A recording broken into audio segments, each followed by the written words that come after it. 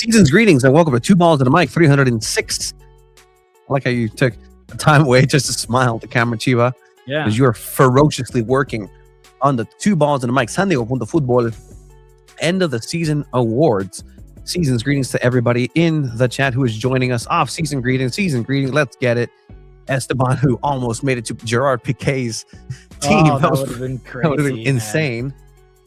Did SanDiego.Futbol Inter qualify for Open Cup? No, they did not. We're going to talk all about SanDiego.Futbol because it is the off season for both San Diego Wave and San Diego FC. However, San Diego Wave brought back some championships. They make history by winning the inaugural North American World Sevens football tournament against none other than Maria Sanchez and Tigres. Crazy. A good, resounding victory. We'll talk about it a little bit. We'll talk about the moves, the lack of moves and communication that the MLS requires for the end of season rosters. San Diego FC has yet to throw those out there, along with champions Inter Miami. Vancouver Whitecaps were the latest ones to put it out there. Who stays, who goes? Some breaking news, some sources. We'll tell you who stays, who goes. Speculate a little bit. Mo Salah to San Diego FC? Question mark. Not in Liverpool. Having some issues there. And again, we'll reveal the 2025 SanDiego.Futbol awards, and then as well as getting into some FIFA World Cup. We're going to give you the guide, the SanDiego.Futbol guide to the World Cup group stages. We're going to go up and down the biggest World Cup of all time. Some vengeance for Mexico, South Africa. Will Javier Aguirre call up Conejo Perez once again for that matchup? We're going to get into all of that. Thank you for joining us. Get involved in the chat. One of the last episodes of 2025. Been a busy year. Been a good year. Good year. Like the blimp. Hi, Chiva. You're still working on there? Yep. Almost done. Yeah, we'll go into goals, gaffes, and greats to start it off. But let's welcome a part that in this last year, 2025, has been incredible for us over on the SanDiego.Futbol team. You know him. He's been doing fantastic work. You know him. You love him. Well, you don't love him. I never said Tranquilo. that. I never said that. You can find his work all the way plastered in SanDiego.Futbol's channel right there. Well, that's Alo who gets the great pictures of it.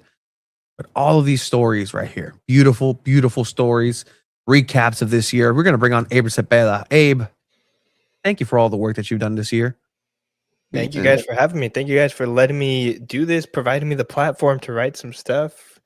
Maybe write some stuff in some other places if you saw some of that this weekend. Yeah, it's been a lot of fun doing SanDiego.Futbol soccer coverage this year. I'm having a good time. It was a good weekend.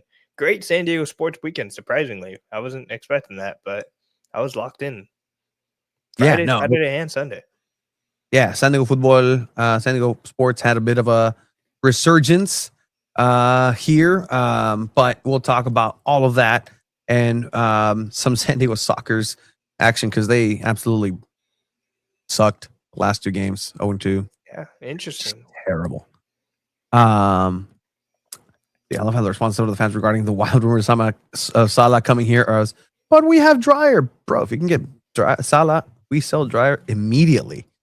Sure. I mean, these are part of the moves on SanDiego.Futbol. Lots to talk about, 100%. So, you okay there, Chiva? Yeah, we're good. I have the link. It's done. It's official. It's locked in. We have our end of the year awards. Our doc is done that we're going to share later tonight with all of you so you can begin voting. Voting will start as soon as we drop the link with you guys all, and it will end next week, Wednesday by 8 p.m. And that will be a lock. We will pre-record our award show, and that'll be our episode on December 29th. 29th. Because that is our very own Tony's birthday, and he refuses to do a podcast on his birthday. Not sure why. Actually, I'm gonna be in Big Bear. Actually. Oh, okay. You've done podcasts from other places. I really have. Like, Abe, how about you? Really that big? Abe and I can run I'm the big bear.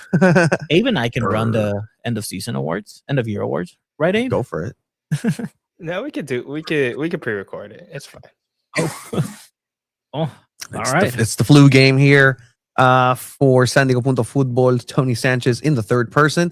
All right, so let's get into the smorgasbord of SanDiego.Futbol, essentially. So we've been doing the segment, one of the best segments that people seem to like, and especially for the musiquita too.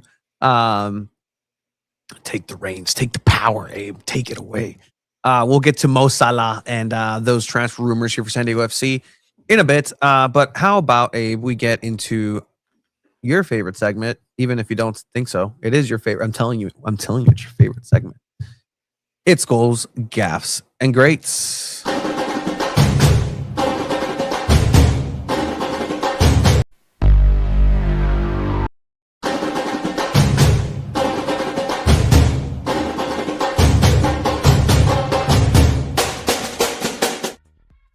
Yeah, no, it's false start. Tony, 5-yard penalty. I'm accepting it over here. Don't worry. All right, so I got it here. I'll put it here. I'll put it here. No, I got it. Thank you. I'll put it here. Goals, gaffes, and greats. There were a lot of goals. Look at that. A lot of goals for the seasons to have ended. For the seasons to have ended, a lot of goals because, again, San Diego Wave participant in an international tournament. San Diego Soccer's out there. But from the heavens, from an airdrop that you just heard live here, we're going to go look at the goal of the week. Goal of the week is something Chiva sent over. Yeah. Do you pull it up? Yeah, I thought you had it, but okay. I thought I had I got it. Yeah, I heard the big ass. You guys Ken are bragging about having it too. Oh, sorry, Abe. Oh, sorry. I'm Abe's been a little Here, testy today. That's all you Okay, do. I'm just messing around. Teasing Chiva. So I sent the nomination for Goal of the Week to you guys over the weekend. I am coaching Mar Vista Academies or Mar Vista Middle School soccer team this season, and we had our first game of the season on Saturday. This is middle school, so 7th and 8th grade. We had our first game. We did win 3-1 against. Okay. Yeah, my team. Yeah. Okay. And this is one of the goals that we had. All right, let's look at it. I'll tell you if it's goal of the week or not. Oh! Buenísima! Woo! The crowd goes wild. Mild. Oh! Okay, outside the box. Good technique. Let's look at this again. Okay, se lleva uno in between. Okay, I mean, I'm not going to go after these guys, but what defending is this? Like, what is that? That's just going for the shin in between two. All right, shoots it. He has no right doing that, by the way. No, I was yelling like, dude, you have the pass on the left side. Like, take the pass. And he just took the shot. And he said, Coach, shut up. I got this. I got this. What's his name? Oscar. That's my captain, actually. Captain, leader, legend, Oscar from downtown. No, it was crazy. We were tied 0-0 at halftime. And I legit told them, guys, we're so much better than this team. What are you guys doing? That's disrespectful to the other team. No, it's because we were. I've been coaching these kids for a couple of weeks now since tryouts and everything, and they're a good team. And I told them, guys, we're way better than this team. We're not taking shots. Start taking shots. Like, just let it rip from outside the box, wherever. Take the shots. All 3 of our goals were outside the box. They're going to get it right to Dream Scholarship. Hey, what did you think of that? That's some great coaching. Halftime speech in the middle. I think maybe we should be talking about grade of the week to a certain coach. I agree. Jonas, do you how much credit do you give to the kid if the coach told him, hey, take the shot? Yeah, no, 100%. It was a fun experience, honestly. It was cool. I think, you know what? No, you're right, Abe. This kid deserves no praise. Absolutely nothing. This is all on Chiva. This is what he wanted. A lot of those kids this is what he subscribing and following SanDiego.Futbol. This is all you found it. No, this is all you wanted. You wanted the credit. You wanted the praise. Coach Chiva putting his team on his back, including himself in the victory. We won this. If anybody would like to donate soccer balls, soccer cleats, anything like that, we would greatly appreciate any donations for equipment. I'm just gonna put that out there. Stick around because we do have an announcement regarding that. That's going to be part of the end of the season awards that we didn't record. Yeah, we didn't record it, but we will later. Chiva Mourinho, that's what I told you. All right, so that's goal of the week. Let's go ahead and go into gaff of the week. So gaff of the week. Oof, man. Um, Talk about the biggest event for soccer in general for it to be such a letdown. I don't know if you guys were actively watching the whole way through for it, but I should have been there. You should have been there. But this Friday was the World Cup draw in Washington, D.C. And let's just say that it was very letdown. Was it? What do you mean? America won. America is a winner Oh, man. in the FIFA setting with giving Donald Trump a peace prize that they made up out of nowhere. All right. Cool. Yeah, no, it was Like, insane. This is the most FIFA event ever. I felt okay. I had the opportunity to go because of, just, I'll be honest, finances. Yeah, no, it's just I mean, a not flight to viable Washington, D.C. to go. for that weekend was about $400 round trip. I mean, Tony and I are on a YMCA budget. We don't got money out of our ass to pay for a And random Not flight. the YMCA they were singing at the. And yes, They were singing that, and it once, was again. once that was playing, my talk girlfriend about- was like, "Hey, look, they're playing the YMCA song." Talk The about like real village people. the real guys, like Yeah, the real people, the real deal. I saw them performing one time at Balboa Park for December nights. It was like one of the craziest experiences I've ever had. Just because I had I was walking with my friends and we had no idea what was happening. We looked and we saw them performing. We were like, "Oh, hey!" And then we realized that's the real village people. And now here they are performing in front of the greatest players, like everything in soccer, the greatest meeting of all the minds and all this stuff. And then you have the not the okay. policeman, the This isn't like, okay, That's dude. not okay. This isn't okay. But whatever. Sure. That's how it started. And then the night continued, and obviously, the U.S. got selected by the president, and Mexico shine bomb, Dude, it was en las bad, atrocidades man. que están haciendo en Mexico. Terrible.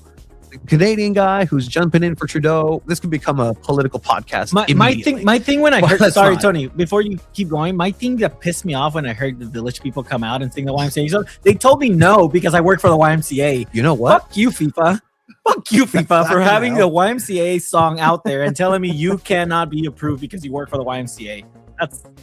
That's horrible, man. I don't think that's going to help your case. It's not. I hope they watch this and they're like, hey, for this episode 306 miles an the hour. Andrea Bocelli thing was kind of cool, I guess, but just felt so out of place because it was like That's the one thing where again I saw the invite and I was like, all right, Kevin Hart, sure. Heidi Klum, sure. I'm okay not seeing Shaq Diesel, Shaq Diesel, dope, cool.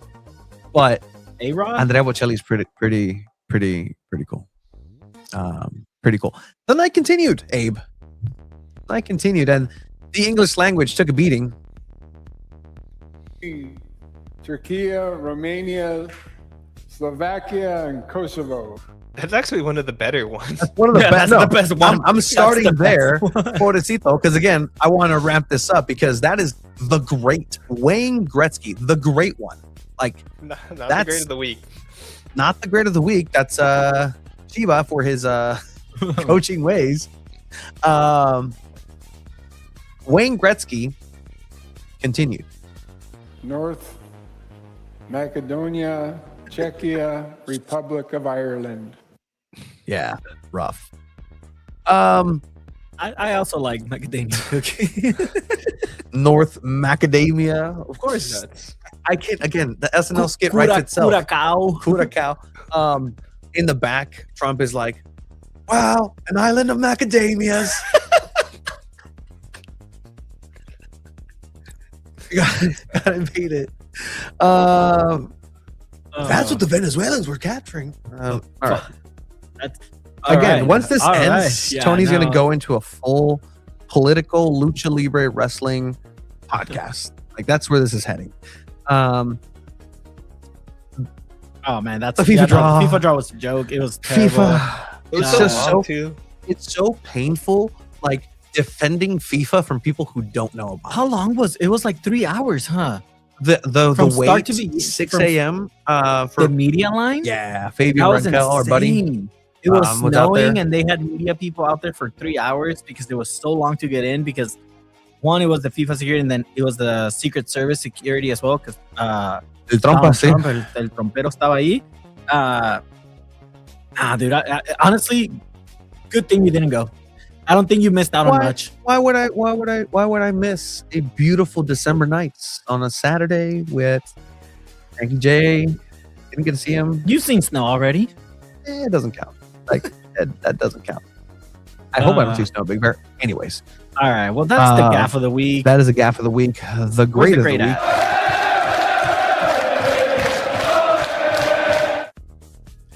The great of the week. Well, you mentioned it. That's It's- this comment. How about them waves? How about them waves? Well, waves were made in the World Sevens Championship, the inaugural World Sevens Championship. And who would have thunk it? For San Diego Wave, in order to win silverware, you just had to shrink the field. That's all you had to do. in order to play good? In order to play the best in the world, San Diego Wave champions. To be fair, like Barcelona Five- wasn't there. 5 matches, 15 goals, and undefeated. What, Abe?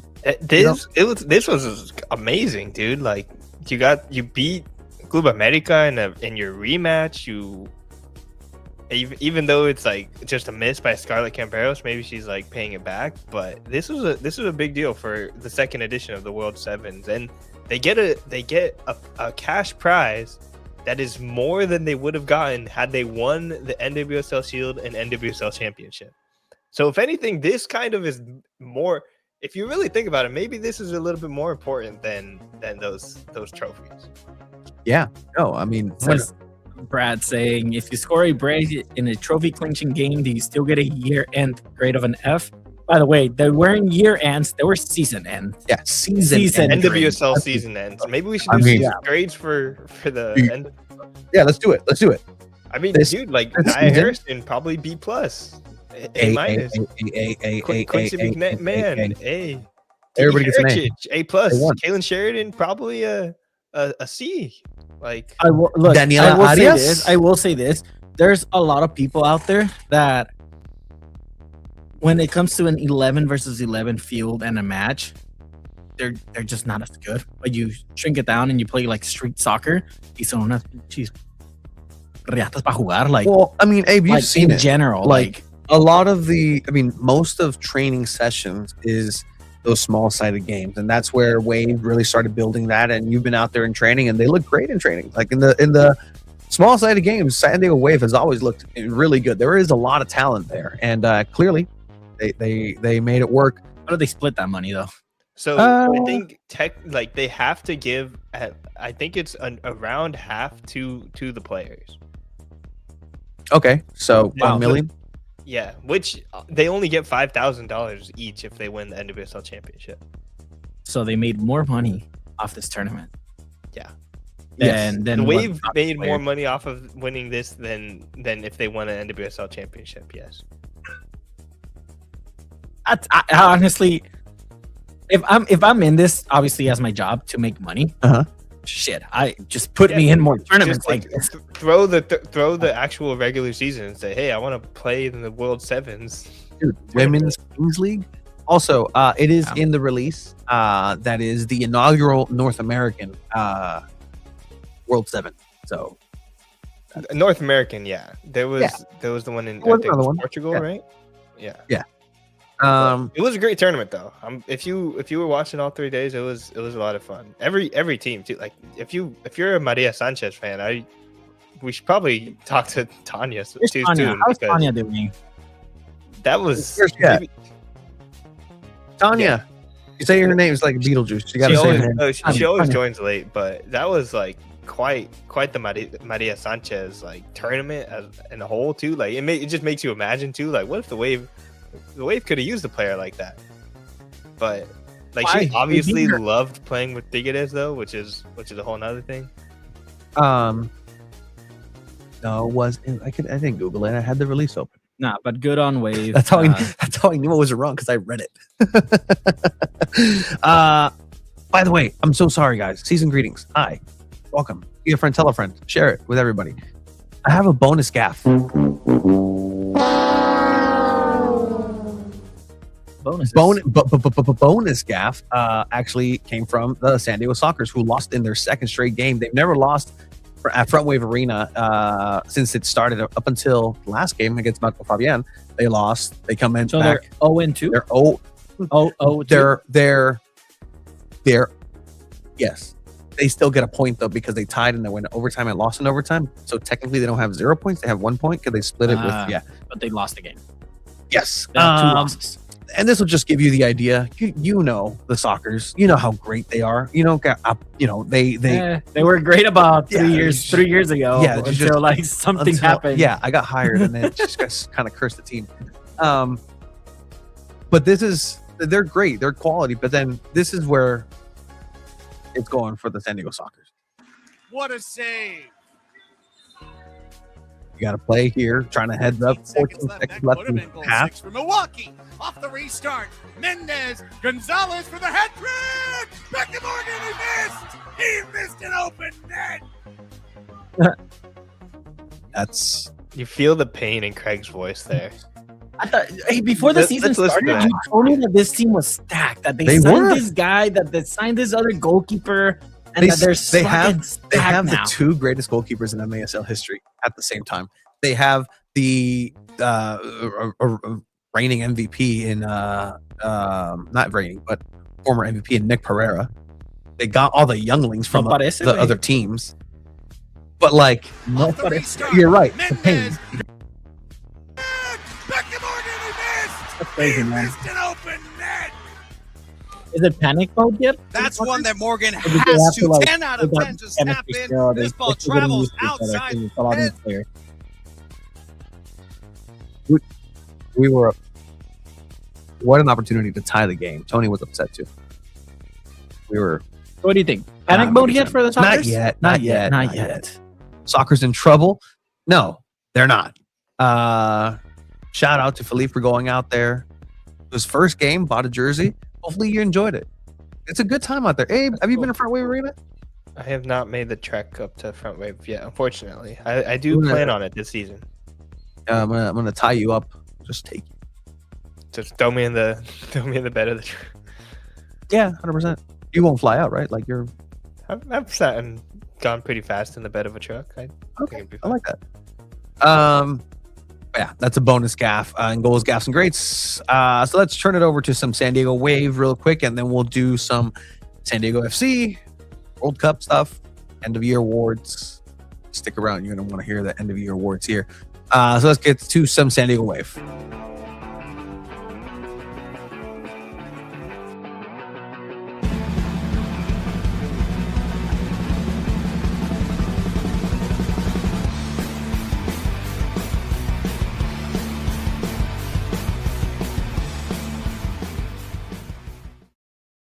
All right, so San Diego Wave FC did participate.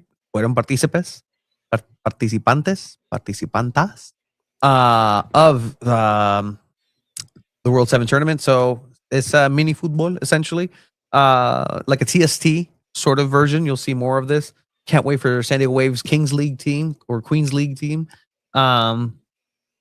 So there are highlights. We can go through that. You guys want to go through the highlights of the tournament? Because we could just go through like game by game, honestly, because they only played 5 matches and then only like undefeated in 5 matches. Undefeated in 5 matches. They had like player introductions that I think are cool. They definitely could be improved a little bit, just from like the wrestling fan in me. I think there's a little bit more like there to be desired, that the camera angles, they just weren't holding on it long enough. Sometimes you would miss it, but it was pretty cool. They had like the introductions. They were given a lot more leeway to have like fun celebrations.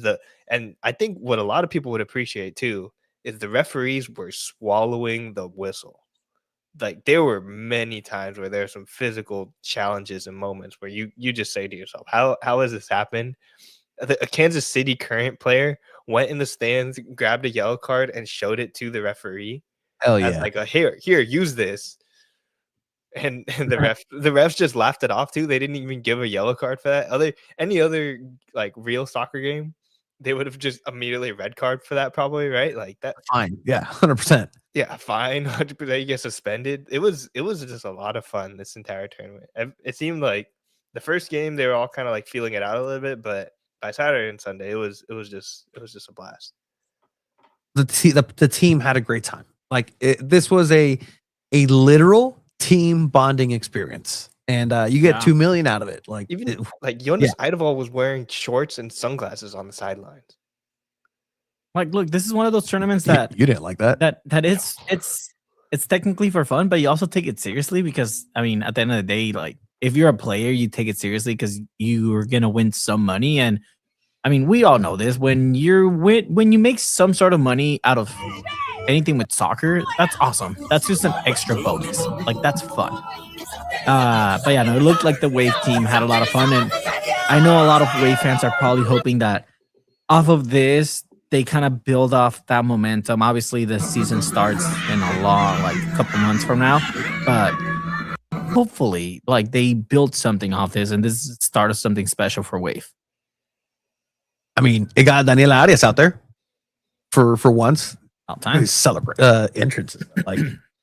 Like go to social media for San Diego Wave for the full entrances. Again, good stuff happening out there. But there was actual soccer. Like they scored goals. Like they were undefeated, 15 goals in 5 games. Yeah, Mackenzie Robbie, like her game worked really well in this tournament as well, just because like she can kind of play anywhere on the field, and then just being able to like put balls away too. Like it made you wonder, like maybe she should have been getting more minutes than Adriana Leon, honestly. But like it was just overall like great performances out of pretty much the entire team. You see them playing against Nacional in this truncated, no offsides there, and look at that. Yeah, like the first wave. He's so happy. Wave won 3-1. Yeah, that was against Cali, I think. Yeah, even the freaking like the players are standing in the stands with the supporters. Like that's kind of crazy too. I don't think it's, yeah, like we haven't seen that since like San Diego Loyal days, I think. And like Elijah Martin and I remember Elijah Martin and Alejandro Guido were in the stands. Like it seemed like a really, really cool event to be at. So is this Gia Corley waking up? She played well, really well. Yeah, but this is also a small-sided pitch, and it's the end of the season, so it's hard to expect this kind of form to continue on into next year. But she was given the like breakout player of the tournament. Like she was able to like connect things really well in the midfield. I think this is the Gia Corley that people thought they were going to get all season. Yeah. But see, now the challenge as a head coach then is literally to translate this into the 11, right? How is that possible? How do you do that? This was the true competition. This is an opportunity to have the team, be in a competitive position in something that means something. This is the highlight reel of Jonas celebrating too. Even going to 6 attacker in some, that's an indoor tactic. You're losing by a lot. Get the goalkeeper out and you leave the net opening yourself to these situations. Daniela Arias. That's who that is, guys. That's if you've wondered what does this human being look like that we've heard. That's Daniela Arias. Well, that's Jonas. I also think some of her game showed why maybe she doesn't always get the start, because she's like a pretty defensive player and was making some like fouls. Like maybe it's because it's small-sided that she's making these fouls, but there's some moments where it's like if you make a foul like that, you're getting a yellow card immediately, especially if you're subbing on as like a center back. That's not really how San Diego Wave would like to play, and she wasn't like the most I wouldn't say accurate passer but she still played really well. But I don't know if that would translate as well to just the way the Wave play for over a full 90 minutes. Can we have Quincy McMahon? I mean, can we travel back in time and have Quincy McMahon teach Alex Morgan how to shoot a penalty? Just once. Whoa, dude! Because she shot that penalty very well. I'm pretty sure the only reason she was even considered as a MVP or a Ballon d'Or in that season was because of her penalty shooting skills. We called her Pen Alex. Yeah, but it got worse as time went on. And then Scarlett, San Diego's own, missing the penalty. Yeah. To help San Diego Wave. Yeah, the 0-0 game, that was probably like the most boring game of the tournament for me, honestly. Just 0-0. Club America didn't really have much. Their goalkeeper was phenomenal in this tournament as well. Yeah, and Mexican Didi Hericic, like I did not expect her to play as well as she did, but she might have like played herself into a contract with another team, a starting role on another team. Well, I don't know, man. Wave let go of Hillary Beale officially. Yeah, but she's unrestricted free agent, and Houston needed someone there to fill their spot because their goalkeeper ended up going to Denver, I believe. So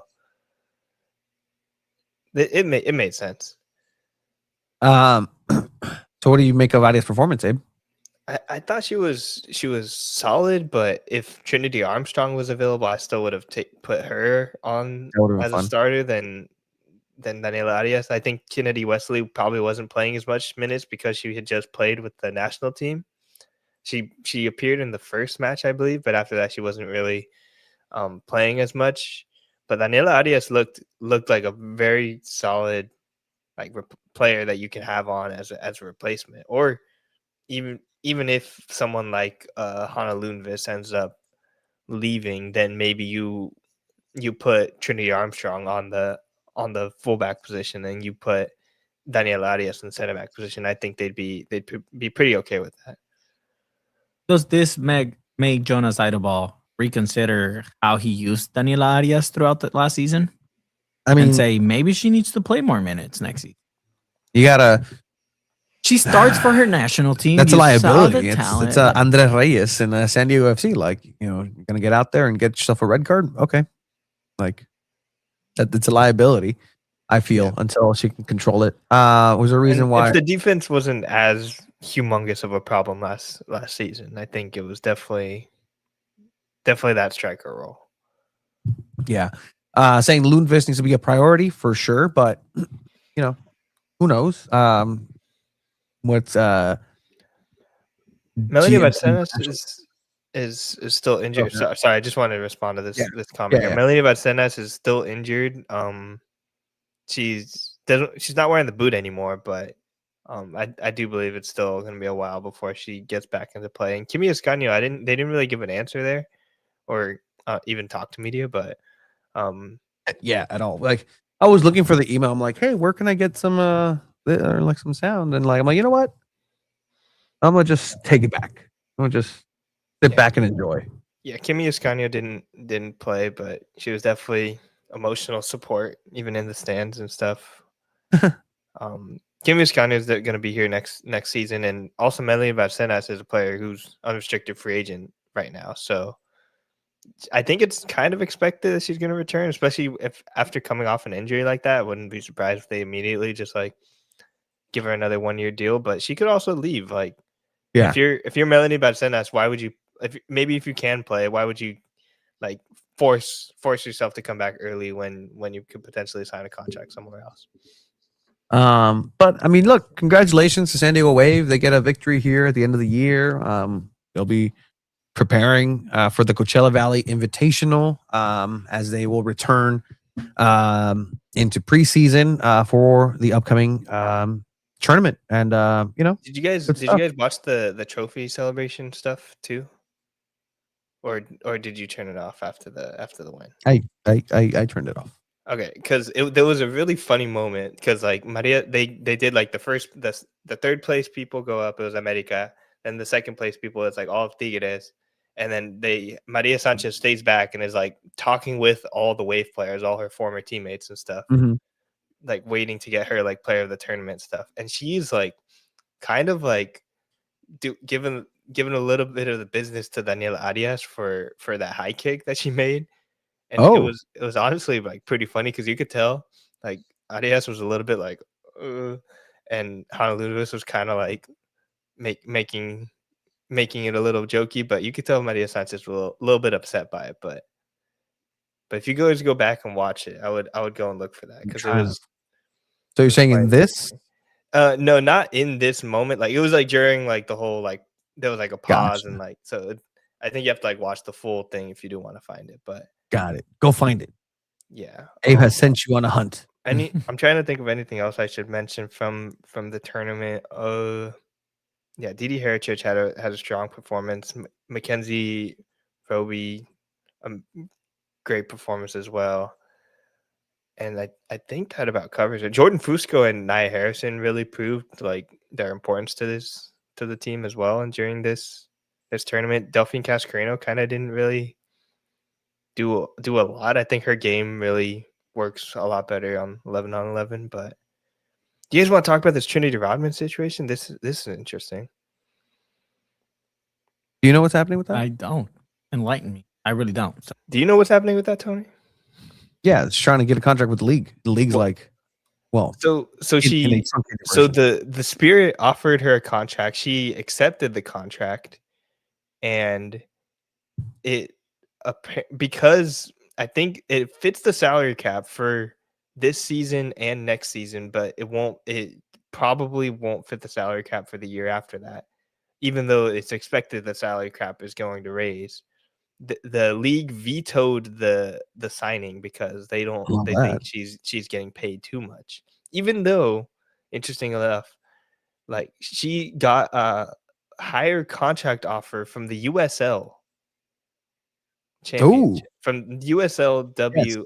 Yes. I don't know what it's the USL Super League.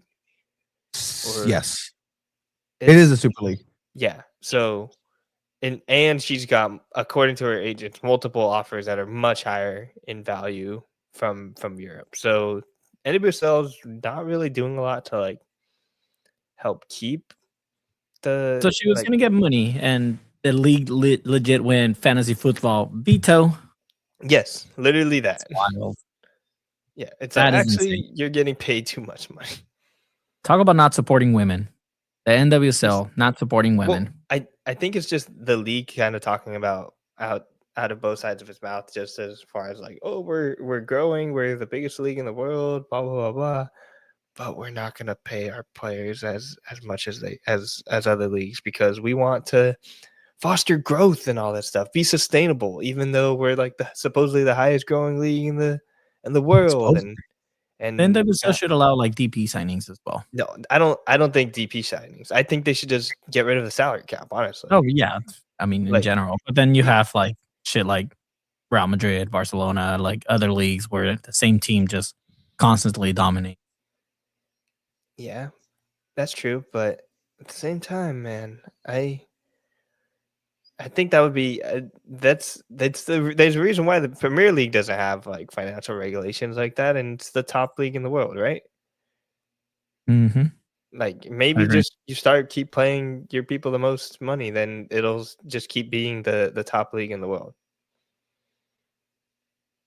Yeah, it's this insane. is the fact that the league just in general said no, you cannot get paid. Like especially I think the league should want to keep Rotman in the NWSL. Like it's in their best interest. It really is. You keep losing stars to Chelsea, which made. I mean, I think the rumor was Real Madrid is where she would be going. Who says NWSL needs to keep Trinity and stunt her growth? Yeah. Maybe that does mess with Trinity Rodman's growth. But I think the Spirit kind of performed pretty well without her too at the end of this season. So it's just. I think it's interesting with Emma Hayes being in the position that she is as head coach of the U.S. Women's National Team, because that's somebody who was at Chelsea who chose to come over here, and if everybody's going from the US to the UK or Europe, Not even to Europe, just to just Chelsea. to Chelsea. But then she was successful over there, right? She's bringing it over here. Where does she want her players to play? Here? Go to Europe? Like that has to be in the conversation too, in the development of everything. I mean, well, I don't think she wants everyone to go to Europe because I mean, Mia Official came back to the United States when she had she needed to come back. Come on. She with the torn ACL and the competition in Chelsea, it was not going to be the That's good true. environment for her to succeed. All right. Anything else for Wave, Abe? No, I think a lot more announcements and stuff you should be expecting them this week. A lot of other NWSL teams have already announced some stuff. Oh, Yeah, I think the Spirit have like a press conference tomorrow, so maybe they're announcing the Trinity Rodman signing or saying that she's officially leaving. So if you guys want to know more about that, that'll be interesting. the decision, Trinity Rodman decision. Yeah, Okay. Wave stuff. We're really not going to hear a lot of real news until probably like the Jaden Shaw trade didn't happen until January 14th last year. I was remembering, so it could be a while. The team's going to have a lot of roster changes and stuff. Okay. All right, I'm okay with that. Sending a Wave. Anything else? I'd say let's move on to a little bit of SDFC before the World Cup draw, just because there is the CONCACAF Champions Cup draw Mañana. happening tomorrow. That is tomorrow. The season just ended. Yeah, I know. So let's just talk about Let's talk about possibilities that could happen early in February for San Diego FC.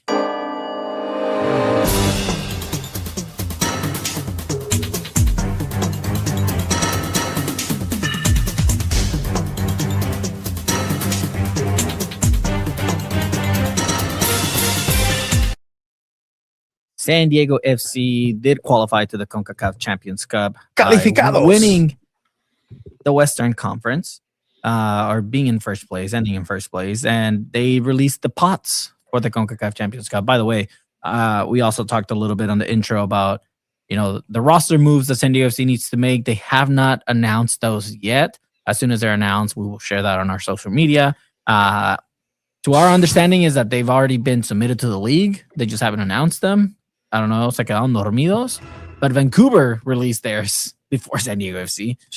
So sources point to Negri not returning. I wouldn't be upset at that. Potentially. And Tomas Angel as well. But that one's interesting. There may be something with Tommy Angel, but we'll hear officially from the team on their decisions here for San Diego FC. But as you mentioned, the season continues in a different way for San Diego FC because they are part of the CONCA Champions, the CONCACAF Championship Cup. That's the Champions League of CONCACAF.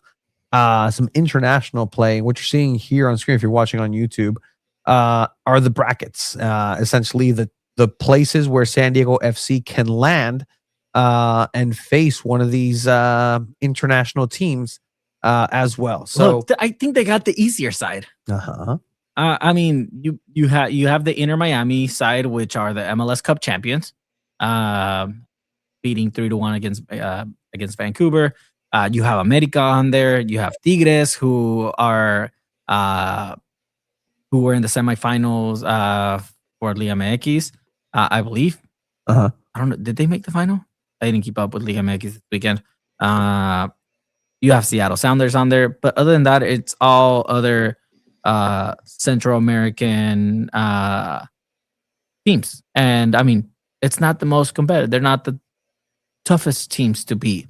So it's interesting where they can land.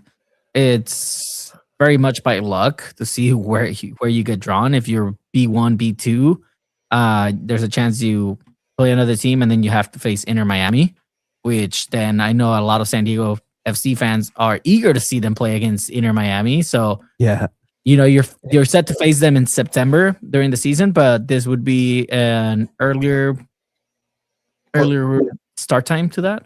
Yeah, just to clarify real quick, it technically they could go on either side of the bracket. This is just true, yeah. the graphic itself. So really anyone in the first round. It looks like they could probably go to Miami with the graphic, but they could get drawn against Toluca. They could get drawn against Seattle. So it's Well, we clocked the farce that San Diego Snapdragon Stadium was at the beginning of it as a soccer specific stadium, and just what the glitz and glam was going to bring. And one of the things that we clocked here in Two Balls in the Mic very early, and actually brought it over to the Chromaniacs because they hadn't seen it, is the prophecy. You know what the prophecy is? Abe, do you know what the prophecy is of Snapdragon Stadium? no, I don't. I don't. Either. The unfulfilled prophecy of where'd it go? Of Lionel Messi in the renderings of Snapdragon Stadium. Oh, when they showed the pitch side. Yeah. Okay. Here's some of the pitch side seats I'm trying to find because where is it? Not that. I remember what you're talking about now. With like Oh. the AI people and all the flags and stuff and the supporters and yeah. San Diego is getting a lot of flack for using AI. Found it. Yeah. It's lazy. Here we go. Share screen window. Right here. You have Lionel Messi. The picture that never was. By the way, this image also has a barrier. They don't have that. Yeah, no, they don't have a barrier. That's crazy. Okay. Well, I think you 1 second from Chiva and Tony. They are currently away right now. Internet. Tony No, didn't say the internet. Tony Oh. just exited out on Oh, accident. wow. Nice, Tony. Yes. Whoa. It wasn't me, but okay. Abe just went along with it. Okay. But yeah, the prophecy will not be fulfilled. But here, it's a good chance, a good opportunity for San Diego FC to play some international plays and games. If you win this tournament, you go into the Club World Cup, right? So an opportunity for the biggest stage on a club level for San Diego FC is right there. You just have to go through 2 countries worth of 3 countries, 4 countries, just counting them. It's CONCACAF. It's a lot. It's a lot of countries. How many countries does CONCACAF have? I mean, I know it's a lot. I mean, I think just North America in general has like 20-something countries. 41? Yeah. Excuse me? Who? All right, name them right now. No. No. I mean, Curacao for sure. There's Okay. 1. Okay. Canada, Mexico, US. Yep. That's 4. Belize. That's where people in Breaking Bad go send people. Costa Rica. All right, let's not go through all 41. El Salvador, El Salvador. Guatemala, Honduras, Nicaragua, Panama, I got it. Anguilla, Antigua, Aruba, Bahamas. Barbudos, Bermuda. The British Bonaire. Islands. Yeah, I can't forget about Yeah, that. all the Cuba, Caribbean Islands. the Dominican Republic. What about French Guinea? Curacao. No? Granada? Kingdom of Saudi Arabia. Guadalupe? No, who plays for French? Guyana, Haiti, Jamaica, Martinica, Montserrat, Puerto Rico, St. Kitts of Nevis, St. Lucia, St. Martin, Suriname, Trinidad, and Tobago. Yeah. Okay. Okay, I think that's 38. Sorry. That was just a bit of a surprise for Tony to know how many countries Yeah. are in Yeah, North America. we shouldn't have that many. Honestly, it's a little too many. But America, that's about it for Mexico. San Diego FC. I mean, they'll announce their roster move soon. Last episode, we really covered End of season. end of season, everything for San Diego FC. Is Again, there you can check anything it- else you check that missed? out. Did Last you guys week? watch MLS Cup? We're going to talk about Messi winning his 44th trophy. I was too Sergio busy Busquets' cooking. final soccer match ever. No, I was actually worried about an important soccer match that mattered to me. What was it? Oh, Marvis Tuck. You were just talking middle school over at Southwest High School. Yeah, I That's a priority. Well, watched- I mean, okay, yeah, go for it. I Abe. was half watching MLS Cup, half watching World Sevens football because I had to cover World Sevens football. But MLS Cup was pretty entertaining.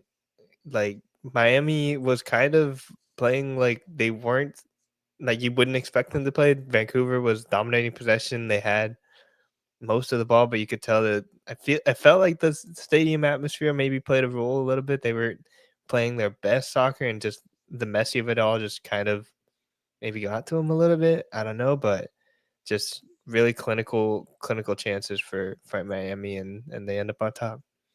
Did you watch it, Tony? I watched it. I didn't enjoy it. Why Like, not? I don't know. It was just You feel like you should have been the whole- covering. Can you whole- imagine San Diego in that spot? Like, it was hard for me to imagine. Like, now imagine if San Diego FC made it. Like, that would have been nuts. That would have been crazy. We had our buddy and friend SanDiego.Futbol out there, not for us, for ESPN, you know, he does that. But it's the conclusion of the season, and it's very interesting to see who pays attention to it too, and how much like people disconnect from it, because obviously if your two teams aren't popular in any sport in the US, right? If it's not an attractive Super Bowl, if it's not an attractive World Series, like viewership's going to be down. It's Messi, and he's playing against Mueller. It's an ideal situation for MLS, but it just kind of like came with a little like, here you go, okay, like a formality. And that's probably a little bit of the Apple TV of it all. When you're behind a paywall, it's kind of easy to kind of like block all that stuff out, especially like on a conference championship Saturdays with all the college football stuff happening. I think that's probably a bit distracting. I think it's a fair criticism, though. Like, MLS maybe didn't. They just thought the messy of it all kind of like makes it matter a lot here in the States. But I would agree. If you watch like ESP, like if you watch any sort of like sports media, or you consume anything like that, you're really not going to get a lot of coverage of like MLS Cup. I know it was on Fox as Jeff's saying, but like it still wasn't. Like if you go on freaking Fox, they're gonna be talking about Miami, Notre Dame, and Alabama getting the college football playoffs. Like I think that's what like most, if you talk about a grander scale. But I mean, I thought it was fun to see Messi still lift the cup though. But it's like, yeah, like it doesn't. It means a lot to the players around them. That's what I like to see whenever like that hard work pays off. But like, it was just kind of like, whenever Messi wins it, because it's like, like, yeah, he's having a good time, but in the highs of highs, this is nowhere near a being Copa del Rey runner-up is a bigger honor than being MLS Cup champion. You don't agree? You don't like that? I mean, dude, if you were gonna making plans probably to fly out if San Diego was in it, I think like it's interesting to me how we can like compartmentalize. Like 2 weeks ago, this was the biggest thing happening in all of San Diego. MLS Western Conference Final. This is a big deal. Yeah. And then a week later, it's the same tournament that you were hoping, like people were hoping, watching, like going crazy trying to see if San Diego would advance in the playoffs, and then it's just like not really caring. Like it's fascinating because like I wonder, I imagine it's probably the same for a lot of like the players too. Like, are they watching MLS Cup? Like, probably not. Like, I think the thing is that people just in general are so invested and are only invested when it's about San Diego. I mean, here at SanDiego.Futbol, right? Like, I personally invest my time whenever it does involve San Diego FC or San Diego Wave or anything like that. Whereas to now, like the MLS Cup, I was like, oh, okay, like who won it? I didn't necessarily watch the game, but I was keeping up with just results, and I was like, oh, they're up 1-0. Oh, they won 3-1. Cool. That was expected. It's Inter Miami. It's Messi. Like it was gonna happen. Like I didn't think Vancouver would pull that off. So to me, it was more of a okay, cool. But I agree with Tony. Like, this is nothing for Messi. Like Messi has won at the grandest of stages. Like, has 7 Balón de Oros. Like, how many golden boots does he have? Like, this is just another little trophy in his cabinet for him. So yeah, the investment. I don't know. Like, I mean, for Messi, sure, but for like American soccer, I think this is like kind of a big like. It's We're a big gonna deal because Messi wanted. Like It's a huge the way deal. people talk about Pelé coming to the New York Cosmos, are they going to be talking about Messi in the same light? Like he came and he won League's Cup as soon as he got here. He came in, and then a couple years later against Thomas Muller, he won MLS Cup. It sounds like maybe just in the moment right now we just like you guys. I think a lot of people would agree with you guys. It's just not really as important. make me care. That's the thing. Make me care. And would the solution have been SanDiego FC being in it? Sure. Like, yeah, 100%. Like, that's like Chiba saying, like, where our bread and butter is. But it was an expected. Like, yeah, I agree. It was expected everything, and that's why you don't watch wrestling, Chiba, I don't because watch it's wrestling. you kind of know what's going to happen. Like, that's kind of what it felt like. A pay-per-view that you're just kind of like, yeah, they're gonna put the belt on this guy, and it's just the formality. Like, okay, like, Maybe I have a Messi bias. Just I think maybe that was growing up. That's why I think it was so cool. But I'm interested. What do you mean Messi bias? I Because, just that's just like one of the people, especially as a kid, when you're watching, it's like, oh, it's freaking Messi, man. Like he's the greatest player of all time. It's Yes. the Messi versus Ronaldo question. Abe is the Messi. Yeah. wrestling is scripted. Oh, And I think to you guys, this felt scripted. This Let's we're not talking wrestling. Come on. no, breaking. but okay, but like this is a good point though. Like that's predetermined outcomes. Yes, this to you guys felt like a completely predetermined outcome. No. I'm saying like they were just heavy favorites.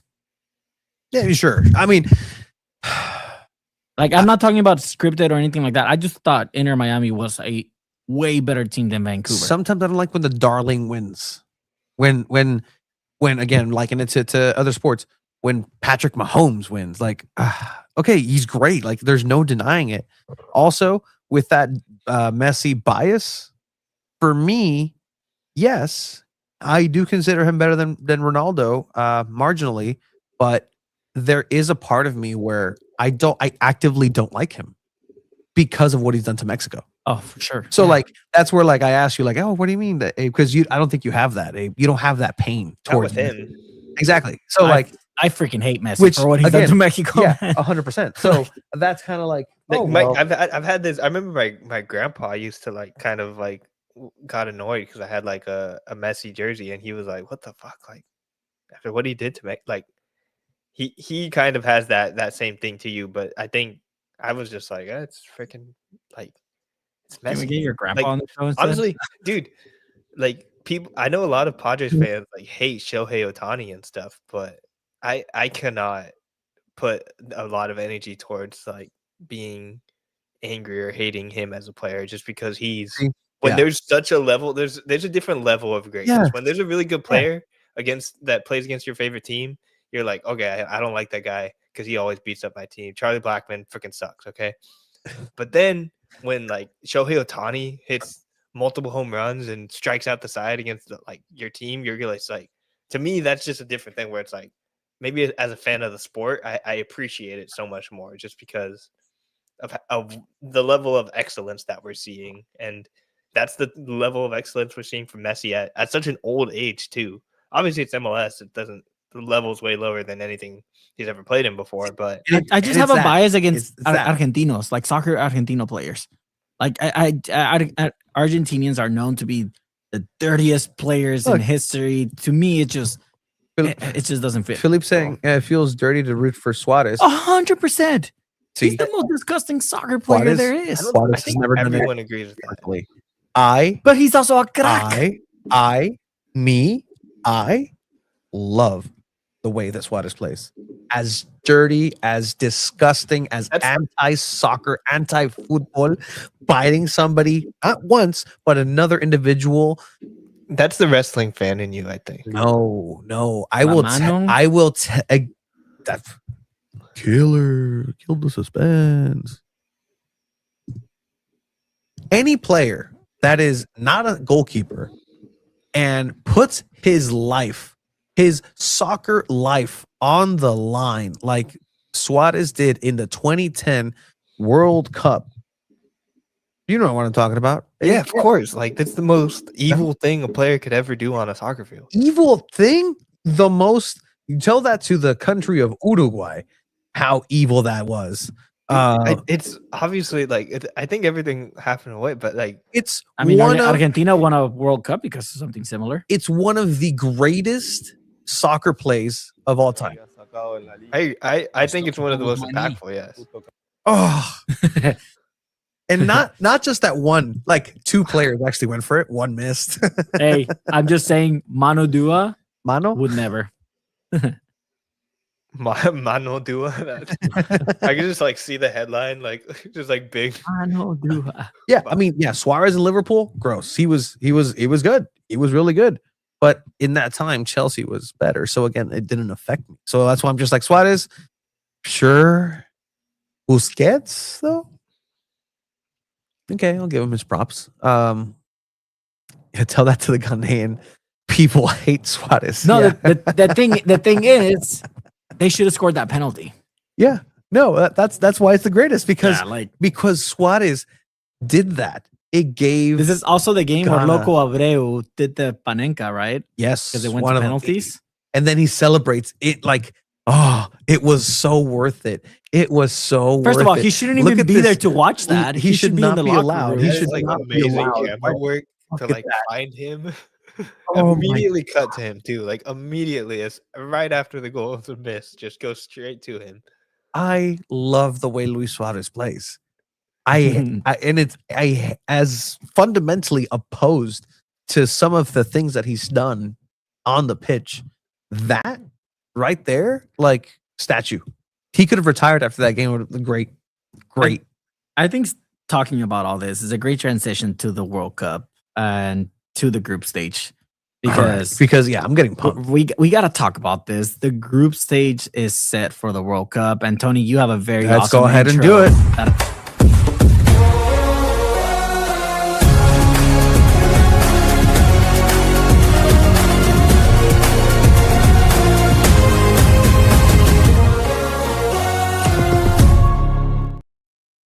Are we allowed to use that?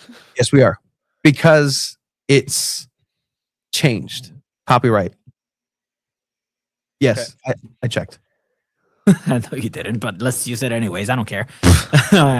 It's cool. Hey, you know what? Tony works really hard to make this video. That was awesome, dude. The way it like switched to SanDiego.Futbol, like I coming told him through it's the best middle, one yet.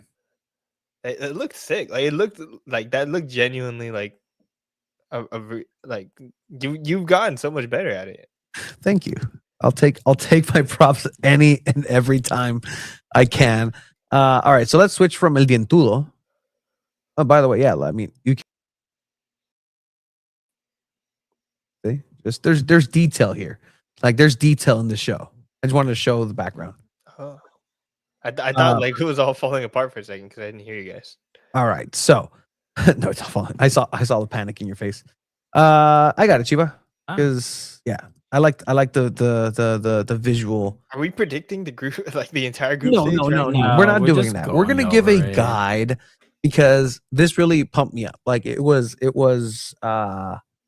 it's World Cup season and it's just different. It really is just different because When you're watching the draw, are you the type that like is gasping or just like ooh? Because I was trying to like think about that during it. Like there were people like watch like in the people in the actual like venue were just like like I'll be honest. I turned it off as soon as I saw who were all the groups, because I couldn't care less about the shows or anything like that. But I really wanted to see who Mexico had in this. That's what I was excited about too. And it's Group A: Mexico, South Africa, Korea Republic, and Czech Republic, Denmark, Ireland, or North. Is it Macedonia? Macadamia. Macadamia.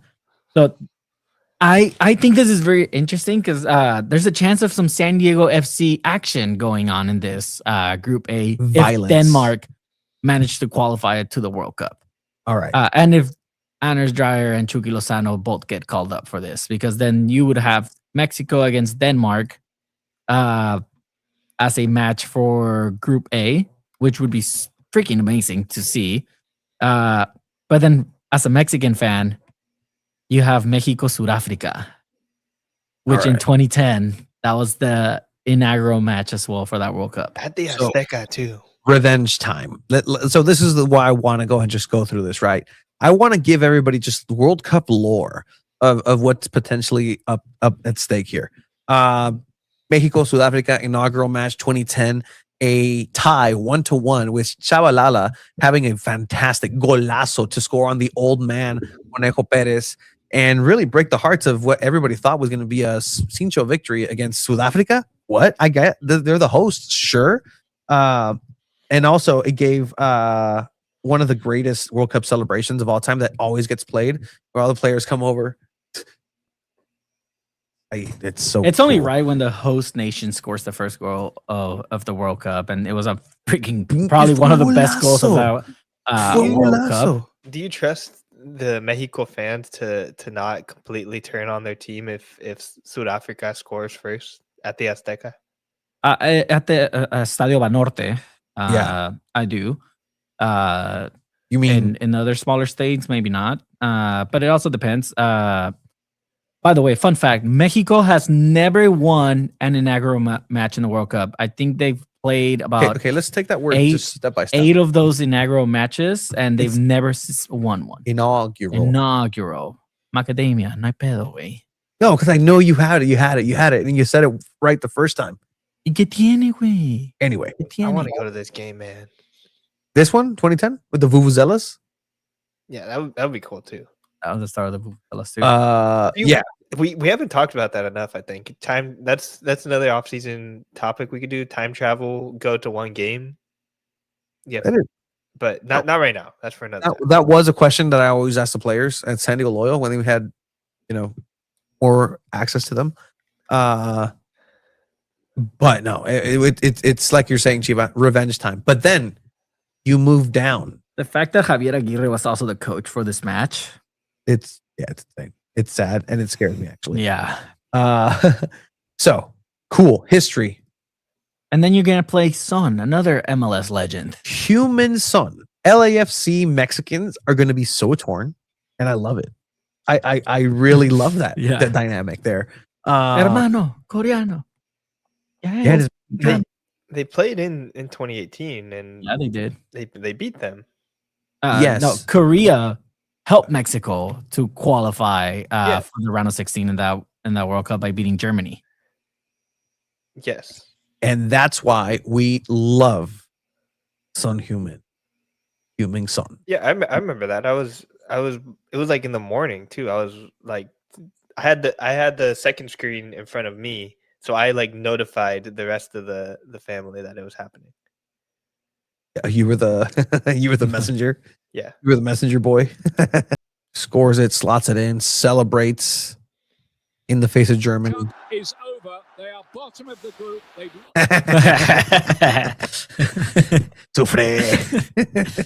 Oh man, I love the World Cup, man. Like the World Cup is just so freaking awesome. But that's just Group A. That is just Group A. There are a lot more groups now than normal. There's 48 teams, and let's just say this: the top 2 teams of each group advance to the round of 32, and then the best 8 third place teams. That is fucking crazy. It's a round of 32. That means if Mexico makes it to the 5th game, it's still the round of 16. Yeah, they have never made a quarterfinal. But if they make the round of 16, that would be del famoso quinto juego. Quinto partido. Canada. This is an irrelevant group. I mean, there's nothing going on here. Nothing for San Diego either. I could care less. Northern Ireland, Paddy McNair. I could care less. Paddy McNair, even if he makes it, I could care less about this group. Canada, sure. They're technically the best in CONCACAF the last couple of years. Well, no, Mexico won the Gold Cup. Italy, though, if Italy gets in there and sneaks by, that'll be interesting to see some good players there. Which ones? they don't have any good players right now. Donnarumma, That's it. the goalkeeper. I find the Canada angle kind of interesting just because of how much of a rival they've been for the CONCACAF teams. They've performed pretty well in CONCACAF tournaments. Like just they're not better than USA or Mexico, but they've gotten a lot closer. And then also with Jesse Marsh joining them as their coach when the US men's national team probably could have had him, like an American coaching the Canada team, like that angle interests me a little bit.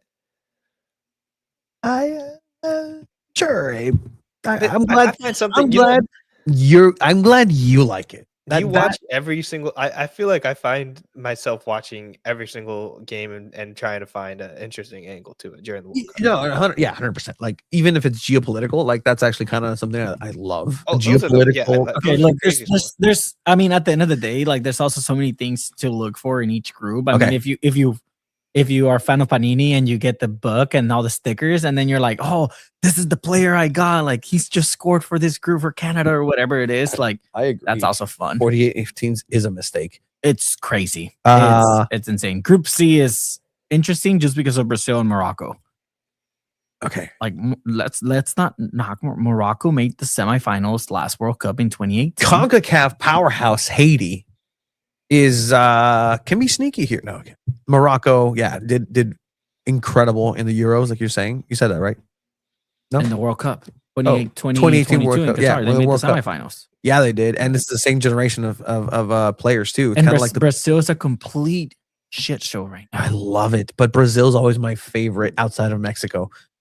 For me, I always root for Brazil when it's not Mexico. Mhm. And seeing them get destroyed in the 7-1 game Broke you. hurt. Yeah, I think that's actually, yeah. I think that was when I stepped away from soccer.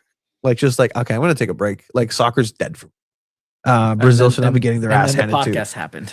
Has also been dominating youth teams, absolutely. So Morocco is on the up and up.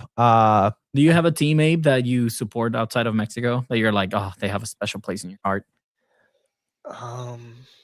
Maybe it is Canada. No, I think it's for me. It ends up like that's such a tough question. We got to go through them and see if I have a real connection because I don't think I do. One. Mine is Japan. We'll find one. We'll find one for you guys. You have Japan. Mine's always been Brazil.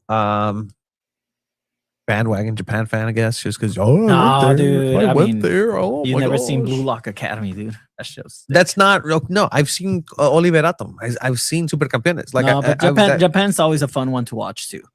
Group D, Japan, USA, America, USA. All right. Paraguay, Australia, and then another UEFA playoff. They should be getting out of here, and then we'll do a little bit later. We'll do predictions on who should be We have first. a lot second. of time for This predictions. is a great draw for the US. I'm down. For Who that. has a tougher group, Mexico or Mexico. USA? Mexico, right? Mexico, Paraguay. All right. World Cup Hey. irrelevancy. Australia does put interesting performances in very boring games Yes, they that do. go to the Yes, limit, they and I do. hate it because they end up losing anyways. It's like, why bother with such a boring game and taking everybody to the distance just to lose? And then for this one, you have who are the Turkey? Oh, yes, I want Turkey to win. Our boy for our finance guy, Erman. Let me tell you about this dude, Erman. Erman is a dude Okay. that used to be TJ. He's a finance guru. He's an Excel wizard. Like, you think you know Excel, Microsoft Excel? No. This guy is No, it's freaking nuts. it's incredible what he does. He used to live in TJ, works here. I actually did not know that. Yeah. And he's a huge Besiktas fan. And so whenever I can, I always talk shit. I'm like, hey, Mourinho went over there and he's killing it. Fenerbahce. Oh, how about that Galatasaray? He's like, no. And like he gets very upset. Like, it's funding Galatasaray. This guy once looked at Tony and said, "You play soccer?" and looked him up and down and said, "You play soccer?" Yeah. Great dude. But I like it because they have a chance to play in SoFi if Turkey makes it. And there's a chance, because there's a concentration going to happen in TJ, that Turkey's the team that has their concentration here in TJ. And so Very I cool. want that to happen for And that guy. They're doing Pretty- it in San Diego too, right? They're gonna have teams here, and Olympic Training Center. Yeah, a lot of teams are and probably that school, I forget the name of the school. At the Mexico- Jewish, yes, at the Jewish Learning Academy. I think so. that might be the name. Yeah. We got Group E. We got Germany, Curacao, Curacao. known for baseball. Sorry, I lost my group. Cote d'Ivoire, which is the Ivory Coast. and Ecuador. That's a good group. That's a diverse group. Yeah, That's a diverse group.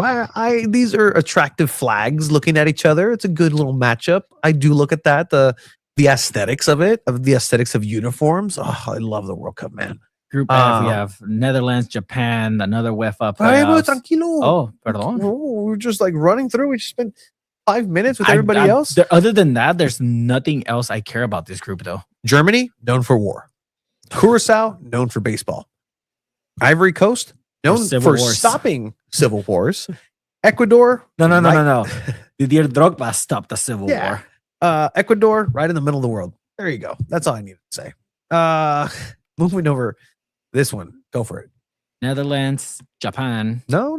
You that's your team. Don't disrespect them. Dude. Say their name correctly. Say it in Japanese. You can say it. Come on. What? Nippon. Come on. Nippon. Be proud of it. You're saying you're half Japan, half I'm not saying Japanese. half Japanese. We're the revelation. The arigato gozaimasu. Yeah, like that's show some respect. Very much so. You have another UEFA playoff between Ukraine, Sweden, Poland, and Albania, and then Tunisia. I like Ukraine in the World Cup, especially what That'd be cool. what they did back when Andriy Shevchenko was playing. I believe that was a 2006 World Cup in Germany. They had a good performance there. Went the distance in playoffs. Tunisia, soccer wise, I could care less about you. The more I think about it, the more I think the Netherlands are usually the team that I'm always enjoying They're my fun watch. to watch. Yeah, Yeah, They're that's fun to probably the watch. team that's my lot- third team or whatever you say. a lot of it too has to do with their fans. The Dutch fans are excellent. They're sick. They are cool. They're awesome. It was really funny having them be turned away from the beer section because they're all about the drinking, all about the party in Qatar. Yeah. So maybe that pent up anger and rage of not being able to do the Dude, World Cup like they yeah. usually do, and They're then come here and have a chance to do it. They're just It's gonna be great. crossfaded the whole time. They're smoking. They're drinking. They're having a good time. All right, this is Netherlands should be Group fun. G. Group G unit. They could play in Monterrey too, I believe. Yes. You got Belgium, Egypt, Iran, and New Zealand.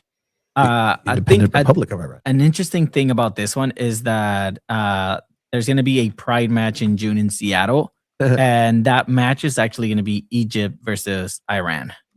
The most The most homophobic countries in the world, Dude, probably. Another thing too is they're playing in the Western region, so they're gonna have a game in LA. What if San Diego is where they're supposed to be playing? I mean, dude, there's so many, I love there's so many different I fields love that this. could happen. Like it's insane. Like okay, so this one, I mean, Belgium. It's that's the only team that's cohesively a soccer team. Yeah, like, but Belgium's also old already. there's a see, San Diego connection with New Zealand, though, right? the brother of Nico Boxel, Exactly. the brother of former San Diego loyal center back, the worst center back that they had. Nico Boxel, his brother, Michael Boxel, is in New Zealand. And we know a guy that's a Kiwi in Nick. So for him, shout out to you, Nick. All right. Group H. España, Cabo Verde, Saudi Arabia, and Uruguay. Anything interesting here? I mean, Spain are the favorites. Spain are the clear favorites for this World Cup. For the whole World Cup, you think? Yeah, they Out of the 48 teams, this is the team that you would like right now just based on betting odds right now, Vegas has them as the clear-cut favorites. And I agree. I mean, they're the Euro champions. You have Lamine Yamal, who is probably one of the best players in the world right now. They have a stacked team. Can they even get out of a group that has the mighty Kingdom of Saudi Arabia that took a World Cup winning Lionel Messi to the limit in a 1-1 tie? Yeah, no, that was close. Pero la pelaron contra Mexico. Cabo Luis Chavez Verde. with probably one of the best goals Mexico has ever scored in a World Cup. What is Cabo Verde known for? Crazy. Cabo Verde is known for stunning volcanic islands, stunning beaches like Santa Maria, cool, Oh. unique Afro-Portuguese culture. Oof, that slavery triangle. That's exactly why that happened. Vibrant music. I love it. Nothing about soccer. Cool. Water sports. Excellent water sports. That's really cool. Group I. Jesus Christ. Okay. France. There's L groups. We're almost there. Senegal. Bolivia. Is it Iraq? And Suriname? I believe so. And Norway. So That's Haaland. Erling Haaland in the Haaland. World Cup. That's going to be interesting. That's going to be fun to watch. I love when world-class talents, like some of the best players, play for a country that is not a powerhouse, and then they actually make it to the World Cup. Like, man, this World Cup format would have been great for when Zlatan was playing for Sweden, because he didn't get to play in a World Cup, and it would have been great to see him play in one. Timeout. People are calling this the group of death? What? No. I know my group of death for sure. There is no group This is of the death. there is one. No, there's. I mean, Group of death. Really? Interesting. I've been muted this whole time. Damn. Okay. Oh, wow. Sorry. it's People okay. people have been calling this one the group of death online. Like But a lot of okay. people believe this is the group of France, death. Senegal. Okay. Give you lore, right? World Cup lore here. Sit down, children. In 2002, the opening match in the Korea-Japan World Cup was the World Cup champions France versus Senegal. Senegal beat France in that opening match and in one of the greatest upsets in World Cup history. So this is a chance to now, bring those things up. Like, this is built-in memories into the DNA of soccer players. And so that's going to be an interesting watch. Norway, Erling Haaland for sure. France always, it's either they swing for the fences and they miss and they strike out in a blaze of glory, or they're actually decent. They're I mean, gonna go to the quarter they have Sadio Mane, who's playing in Saudi Arabia, Koulibaly, who's playing in Saudi Arabia, Nicholas Jackson with Bayern Munich. So they have some pretty good players. Mendy, still a goalkeeper that's not as relevant anymore, but they can compete. And then Norway, you can't rule them out with Haaland. Like, Haaland can do anything. I definitely think this is, if you had to choose a group of death, this would be the group of death, but it's hard to say that with 48 teams. But yeah, France, Senegal, and Norway alone, just that's one of the top like three teams in a group that you can have. I mean, that's a good base actually. Sadio Mane, Nicholas Jackson, Koulibaly, the SARS, Edouard Mendy, as you're saying, Guy, Pepe Guy. I think France is gonna like go be on a tear this World Cup too. Honestly, Oh yeah, like after something like what happened in the last World Cup happens to you, you cannot like have a poor showing in the next World Cup. All right, moving into the next group, we are in Group J. The Triple A's versus the J, the AJ styles of the World Cup. Argentina, the reigning, defending World Cup champions. Yep. Algeria, Austria, Jordan. I mean, Algeria still has Mahrez, I guess. They Austria, have a good couple of good midfielders. Austria has David Alaba, right? That's Austrian. Yes. Yeah. But he's been having a howler. Real Madrid are just a crazy team right now. And then Michael getting represented there in Jordan. Good one. Thank you. I appreciate you, Abe, for saying that. No, Algeria has somebody else. I'm trying to figure it out. They have one. Algeria is the better team. I think this is how it's going to end. 1-2. Yes, it's Mahrez. They have a couple good players in the Bundesliga and in Ligue 1. But right. Mohamed Amoura with Wolfsburg. Is it Nori? Yes. No, he's Egyptian. No, you're right. Argentina's going to win that Ryan one. Nori. All right. Group K, Portugal. It could be puta madre, ¿quién son esos güeyes? Jamaica? Micah. COD? Call of Duty? just Activision. Uzbekistan. In Colombia. I mean, there's only 2 teams on that group that know how to play soccer. So, congratulations, Uzbekistan and Colombia. Portugal's always in I mean, Portugal, they have tournaments. They have a lot of good players right now. I mean, you still have Bruno Fernandes. You have like so many talented players still. Everyone's still kind of rooting for Portugal to get Ronaldo a World Cup. Did we talk about the red card thing? I feel like we didn't talk enough about that. About Ronaldo getting that red card? And then getting the suspension like changed. Yeah. That's insane. Yeah, when you're personal friends of Infantino. No. Presidente Trump of the Kingdom of Saudi Arabia. You can do whatever you want in this world. So it's okay. Bay Area did get screwed with their games. I agree with that.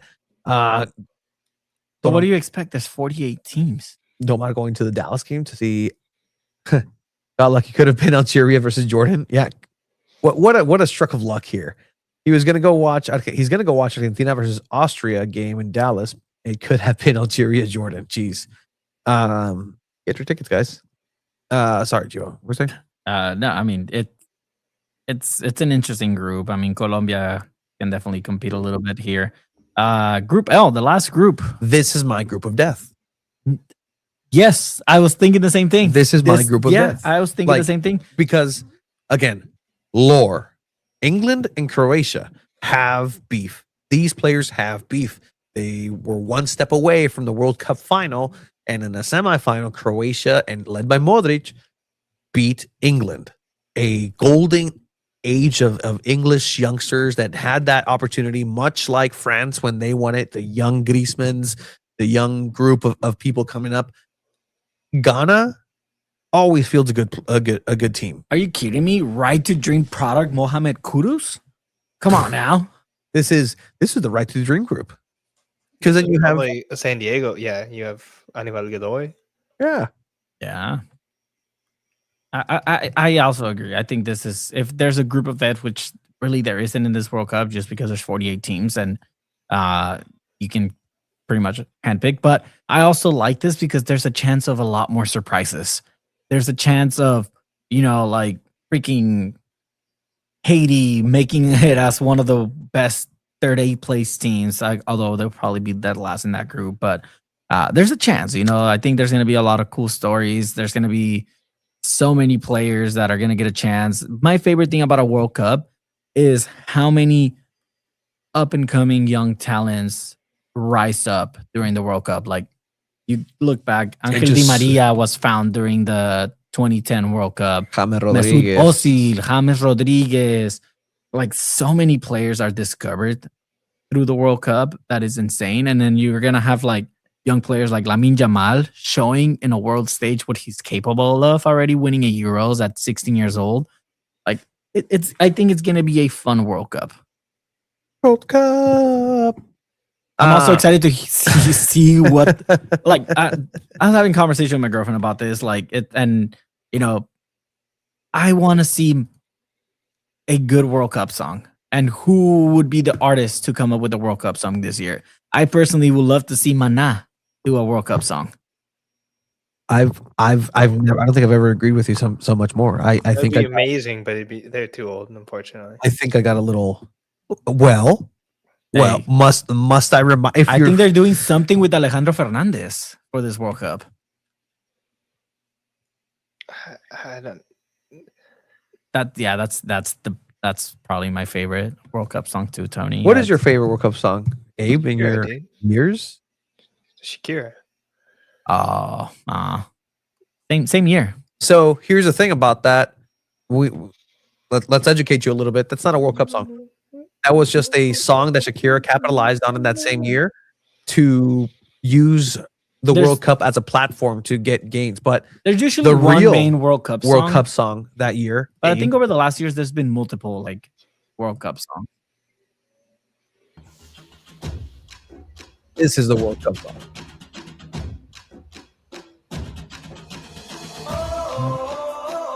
By the way, that ball didn't go in. This is a World Cup song, man. Look at this. Is it the Spanish version? Give me freedom, give me fire, give me freedom, give me fire. And then Yeah, when that's David one. Bisbal comes out, and that's why I'm like old. Like, Yeah, no, I would love to see. Is it- Uh, is hit this? Yeah, there he is. yeah, Look at it him. Look at him go.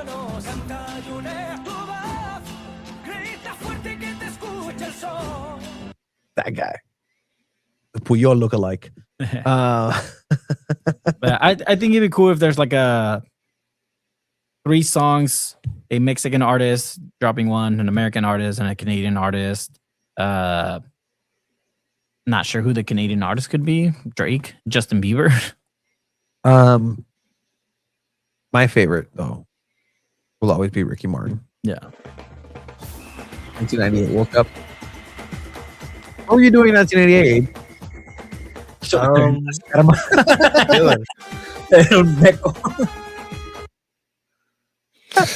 You like that? Estaban los huevillos de su jefe todavía.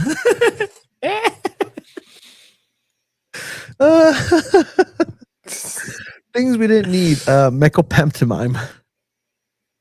All right. Give a song to Bad Bunny. That would be so sick. I'm sorry. If Bad Bunny were to make a World Cup Javi? song, that would be so freaking sick. Not Bad Bunny. No. Comments going after it. We're not going to have any Bad Yeah. Bunny slander See? here. That was my top artist See? in my Spotify Hey. Wrapped. Nick, we just talked about you because you guys are in the World Cup. You guys made it. Woo! You only had to expand to 48 teams to have a chance. Congrats. Shakira was the official and waving flag was a Coca-Cola commercial. If that's the truth, then you're breaking my mind. What was the I think Shakira's was the official official. song of 2010 World Cup? Dude, I'm pretty sure it was Shakira, man. Losers, dude. It wasn't the best one, though. Oh my god. Dude, I Maybe literally it's- I almost started. I was at when I was at the CONCACAF Women's Gold Cup. It was right before the Mexico USA game, and they started playing that song, and I almost like started tearing up, dude. Like, I just felt like a kid watching the World Cup and truly like falling in love with soccer. And I was like, I'm freaking working covering a USA Mexico game in LA right now. It just like, and then like my mom was there too. It was such a like, I think I'm always gonna have like such a strong connection to that song, not just from the World Cup, but like anytime I hear it in the stadium, I get a little bit like, oh my gosh, this is soccer, guys. Like this is the freaking World Cup, you know? Like it's exciting. The only undefeated team in the 2010 World Cup. This, I mean, we're in the soccer song verse. You ever heard this song, Abe?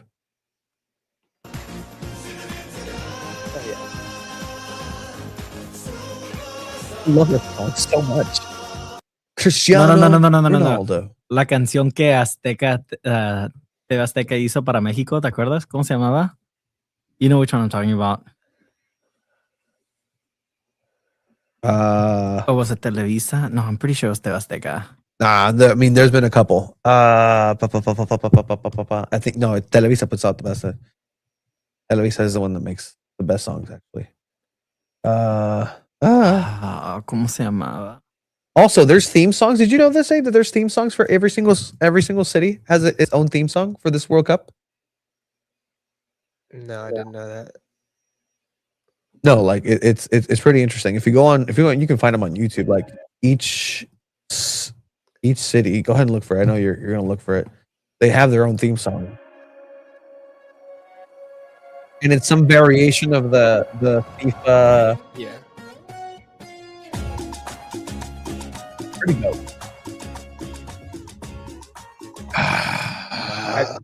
That specific sound it creates such an emotion in you. I think, especially I feel that too when you're like, especially if you watch a really good game or you see like a heartbreaking defeat, and you just hear the do do do do, like you either want to like punch a wall, or like just like pure joy. Dude, the thing like this whole day today was actually in my head. The Qatar one. The Qatar one was excellent. Adios. That little intonation, the dun dun dun dun, that pumps me up. Yeah, I honestly I got a little annoyed by the Women's World Cup one last in 2023. I don't know why it just didn't do it for me. Can't find it. The Australia one. Come to me. It was okay, but I just. Creo que yo amo el fútbol. No, It that's wasn't the a one. World Cup, Yeah, no, that's not that one. Oh man, the World Cup cannot come soon enough, and it's gonna be a fun one. Quick question: does Mexico beat South Africa in the opener and win their first ever inaugural match? They're gonna tie. What do you think, Abe? Sure, yeah. That confidence I have is not great, so maybe it is a draw, like you said. I think it really does. It does depend who starts for Mexico, Dude, and knowing Javier Aguirre and his history and who he calls up, I have a feeling Ochoa might be there.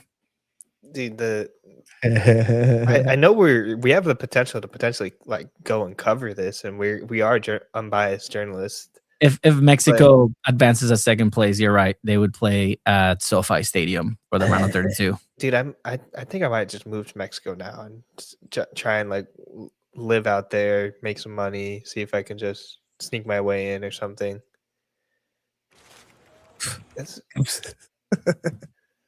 I'm just like in World Cup mode. No, have you Like the shorts and snippets of just Televisa in Mexico are done so well.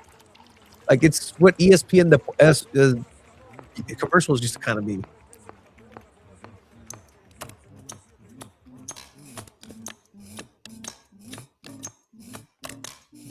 Oh, they're doing it. South Africa 2010. Yeah.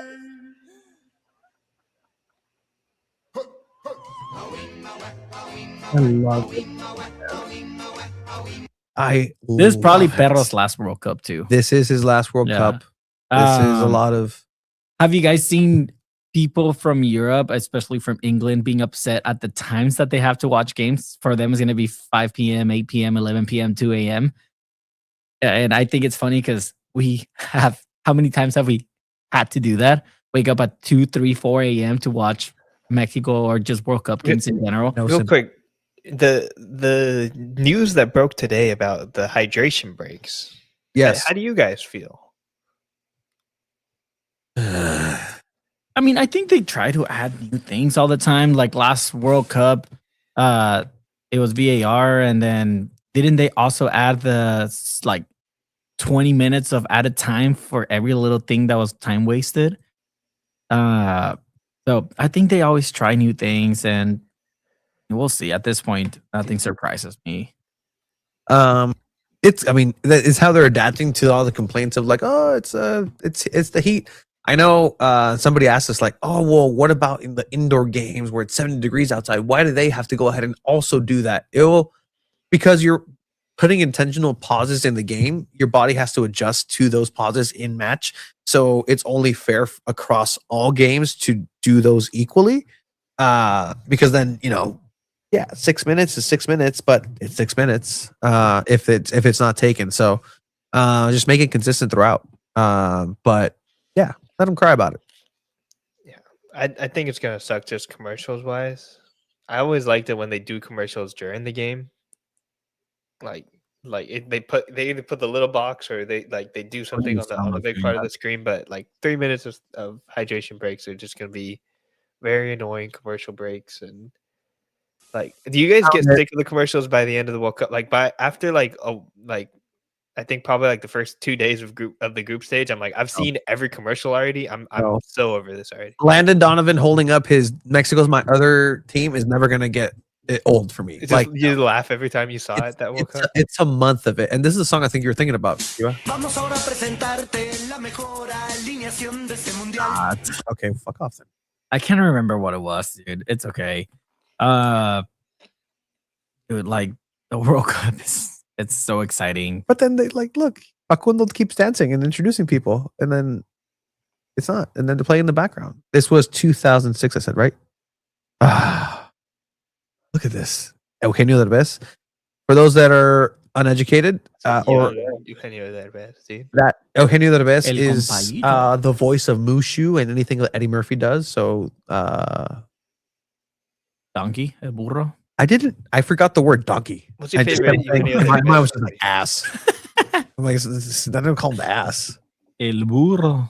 All right. So let's put a pin on that right now because World Cup is going to be here and we're going to have every single week from here on out to talk about it.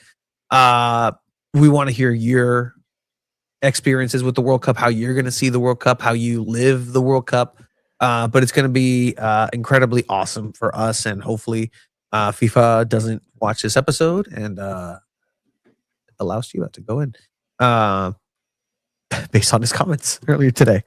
But all right, let's keep it here with this background and our final thing that we're going to go over. I don't have any fancy. Yeah, I do. What am I talking about? Yeah, I do. Where is it? No, I don't. Okay. We're gonna go ahead and transition to Transition, yeah. end of the year awards. It has been a tradition here at Two Balls and a Mic to do end of the year awards. They looked a little different throughout the years, but we're gonna go ahead and leave it entirely up to you all to vote for our categories and our winners this year. I'm gonna share the link where you can go ahead. It's on the comments where you can vote if you guys want to copy paste that, but we're going to share the categories and the nominees that we have. These were nominations sent through DM to us. Some were our own nominations. But yeah, this is what it looks like when you click on that link. And the first one is we have Player of the Year. The nominees are Anders Dreyer, Ken Sadali, Delfin Cascarino, and Milani Losky. Interesting. Those are our second SanDiego FC goals last season, right? Yeah. Yeah. So Milani Losky, these were nominated by people as well through DMs. So Milani Losky still has a special place in people's heart. Then we have Rookie of the Year. Okay. This is all San Diego based. We have Trinity Armstrong for San Diego Wave, Manu Dua, Luca Bombino, and Ian Pilcher. Solid. 3 starting players for San Diego FC towards the end of the season. Okay. We have Coach of the Year. We have Mikey Varas for San Diego C, Jonas Eidevall for Wave, Coach Soto for Southwestern College, who won a championship, and then Brian Quinn again for USD, who had an amazing season and fell short in the playoffs. Quinny. Goal of the Year. We couldn't have pictures on this one, but we're going to go ahead and explain real quick. Anders Dry's midfield goal. If you guys remember that midfield goal that he scored in the season. We have also Anders Dryer's goal versus Minnesota, the back heel pass from Corey Baird. Yeah. We have Ken Sadali's free kick. And then we have the Chucky Lozano winner versus LA Galaxy. I believe that was a header and assist by Anders Dreyer. So those are our goal of the years. We have our gaff of the year. So we have Snapdragon fans opening SDFC season with a homophobic chant. Yep. We have San Diego supporters attempting to fight over LA Galaxy over a flag. They didn't attempt, actually. They did. They got it. They did. Yeah, they were fought. successful in their mission. We got Jaden Shaw traded to NC Courage for 300,000. Uh-huh. And then we have Tony Sanchez trying to speak Portuguese to the Dunya. Oops. That picture is not from that press conference, It's but I not. thought it was It's a funny just a reaction. funny. That's a good picture. All right, like it. this is where we're gonna start getting into a little bit more community base and for people to share to vote for you all. We got content creator of the year. We have Baller Crew, Brandon and Esteban, who do amazing soccer content here in San Diego. Mhm. We have newcomers SDFC Bros, who have been doing fantastic coverage and just fan coverage for San Diego FC. Yep. We have SD Wyatt, who has been doing pretty cool game vlogs to cover San Diego FC. We have Terrible SDFC Memes, who probably has gone the most viral when it comes to San Diego FC content so far. Specific, yeah. And then we got good old 619 Soccer, who has kept up from the beginning, from the loyal Hey, days. look at that. 619 Soccer nominated for Content Creator of the Year. That's a stat category, man. Yeah, it is. It is. I feel like this is the toughest one for me so far. We have our There was a category. So sorry. I want to address the surprise that not a gap regarding that pitch. No, because last year's winner the same thing. was the pitch that canceled the game. So it's an improvement not having a game canceled. That's it's the only reason. It's the group of death. I like that. Group of death. All right. Journalist of the year, Chiva. Oh, I thought I was moving it. You're moving it. Yeah, we have Journalist of the Year. We were moving it at the same time. I was looking at it from my computer. We have Emor Villa, who covers for Claro Sports and Diario AS. Emor Villa, probably the hardest working dude out there. Like, that dude lives in Tijuana, crosses the border all the time to cover soccer. He does color commentary for San Diego FC in Spanish as well. We have Dimitri with SDFC Nation, who has been doing fantastic work this season covering San Diego FC. We have our very own Abraham Cepeda for SanDiego.Futbol. Approve of this. I feel like because I've worked with you guys so much, this is tampering. I shouldn't be nominated, honestly. If I would take my name out and put in Mark Ziegler, honestly. I think he's done, like, added some good coverage when he has gone to cover San Diego FC this season. But we don't want to embarrass Mark with nobody voting for him. Yeah, no, this is I disagree with Abe. Abe actually received the most nominations for this category. So the people have spoken, Abe. Yeah. Then we have Cesar Hernandez with ESPN. Yeah. that's the El Gallo. You Jack. were you going to compliment his smile? No. Oh, because I was. Look at him. I love how Cesar kept up with the cat content, 100%. even from Miami. Yeah. We have play-by-play of the year. So these are a few nominees. We have Brandon Ambriz, who did play-by-play for San Diego FC in Spanish on the radio. Yeah. Adrian Marquez, who did the SDFC English radio play-by-play. Yep. We have Craig Elston, who does play-by-play for the San Diego Soccer's legend here. And then we have Darren Smith, who also got nominated because he also did a few games of play-by-play for San Diego FC. That is correct. Moving on, we have our kit of the year. This were the nominees. We have San Diego FC home kit. We have the San Diego Wave Altamar kit.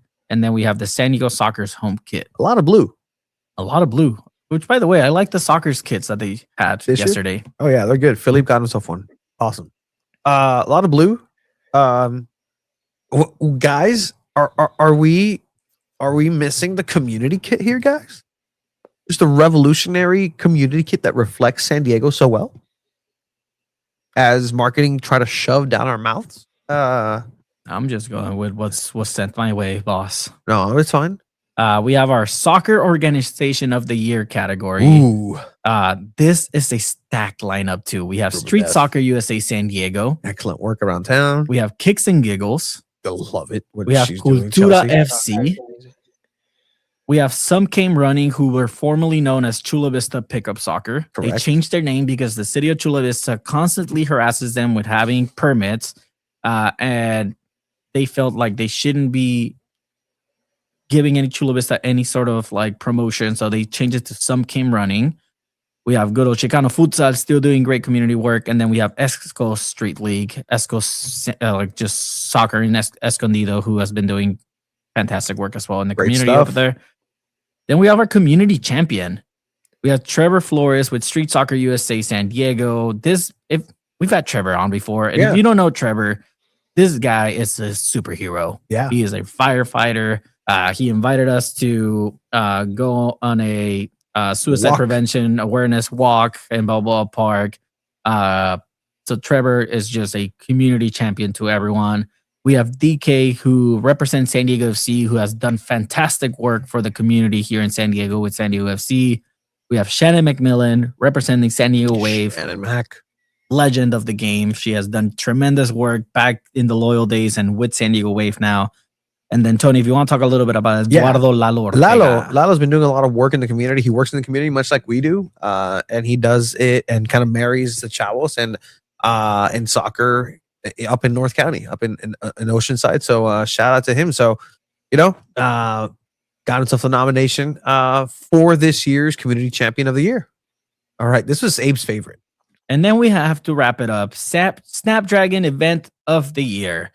We have Shakira, Las Mujeres Ya No Lloran World Tour. Okay. Strong. Yeah. Strong. Coldplay would have been here last year. Would have been there. Would have won. Yeah. We have San Diego FC, the Western Conference Final against Vancouver Whitecaps. Just about the magnitude. It's a Western Conference Final, Yeah, it was either this or the opening match. I feel like this is kind of a bit more important, right? Yeah, I think this was bigger for sure. We have Alex Morgan's jersey retirement match. That was still this year, guys. That was still this year. 3-0 loss against Houston.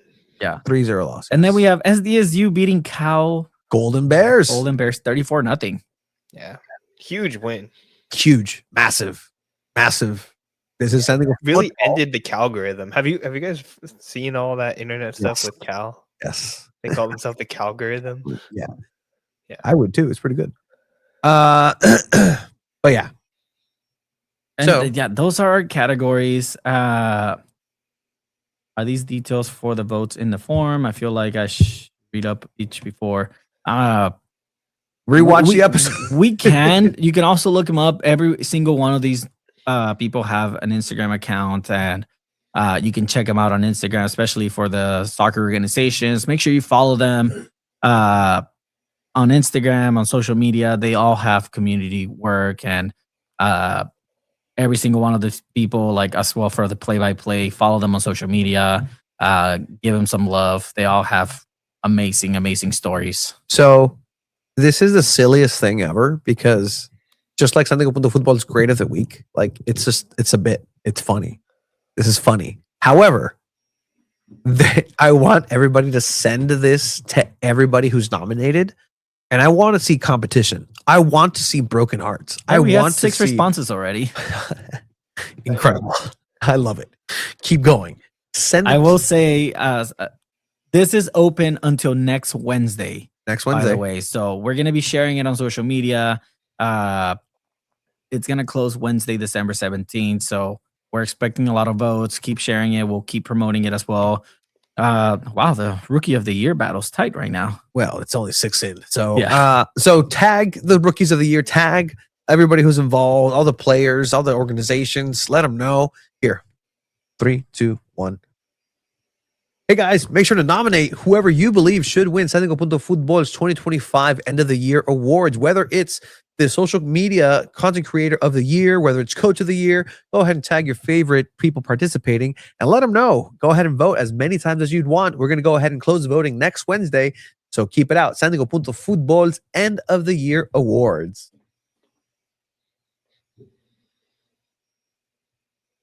Cut. Do we want to talk a little bit about at the end of what's there of the doc? What do you think?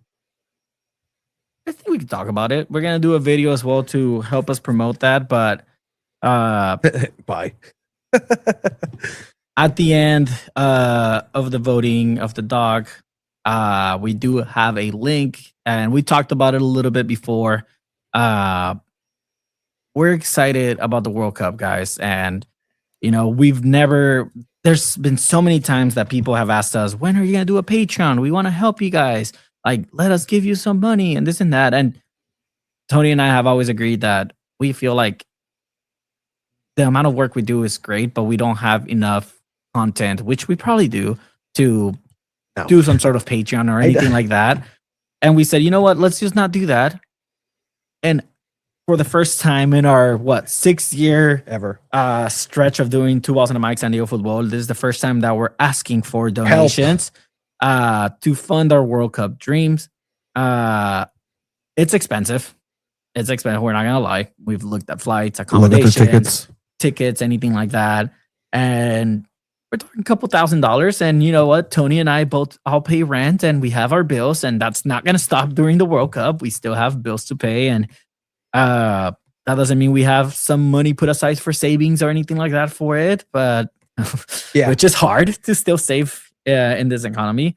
But we do have a GoFundMe, and It's the soft launch. anything helps. $5, whatever it is, $2, $1, anything will help us get there. This will cover expenses for like traveling, accommodation. We don't know what it's going to cover because FIFA hasn't said yes across the board. Yeah. And this is why this is going to be interesting. Because And the thing is, we might if, just have to buy a ticket. and I will say this, if for some reason we do reach our goal in the donations and we don't get to go to the World Cup, all this money will also get donated if we don't get to go to a soccer foundation, something like a charity or anything like that. If we don't get to go for whatever reason, FIFA tells us no, and we're like, well, are we even able to get a ticket or anything like that?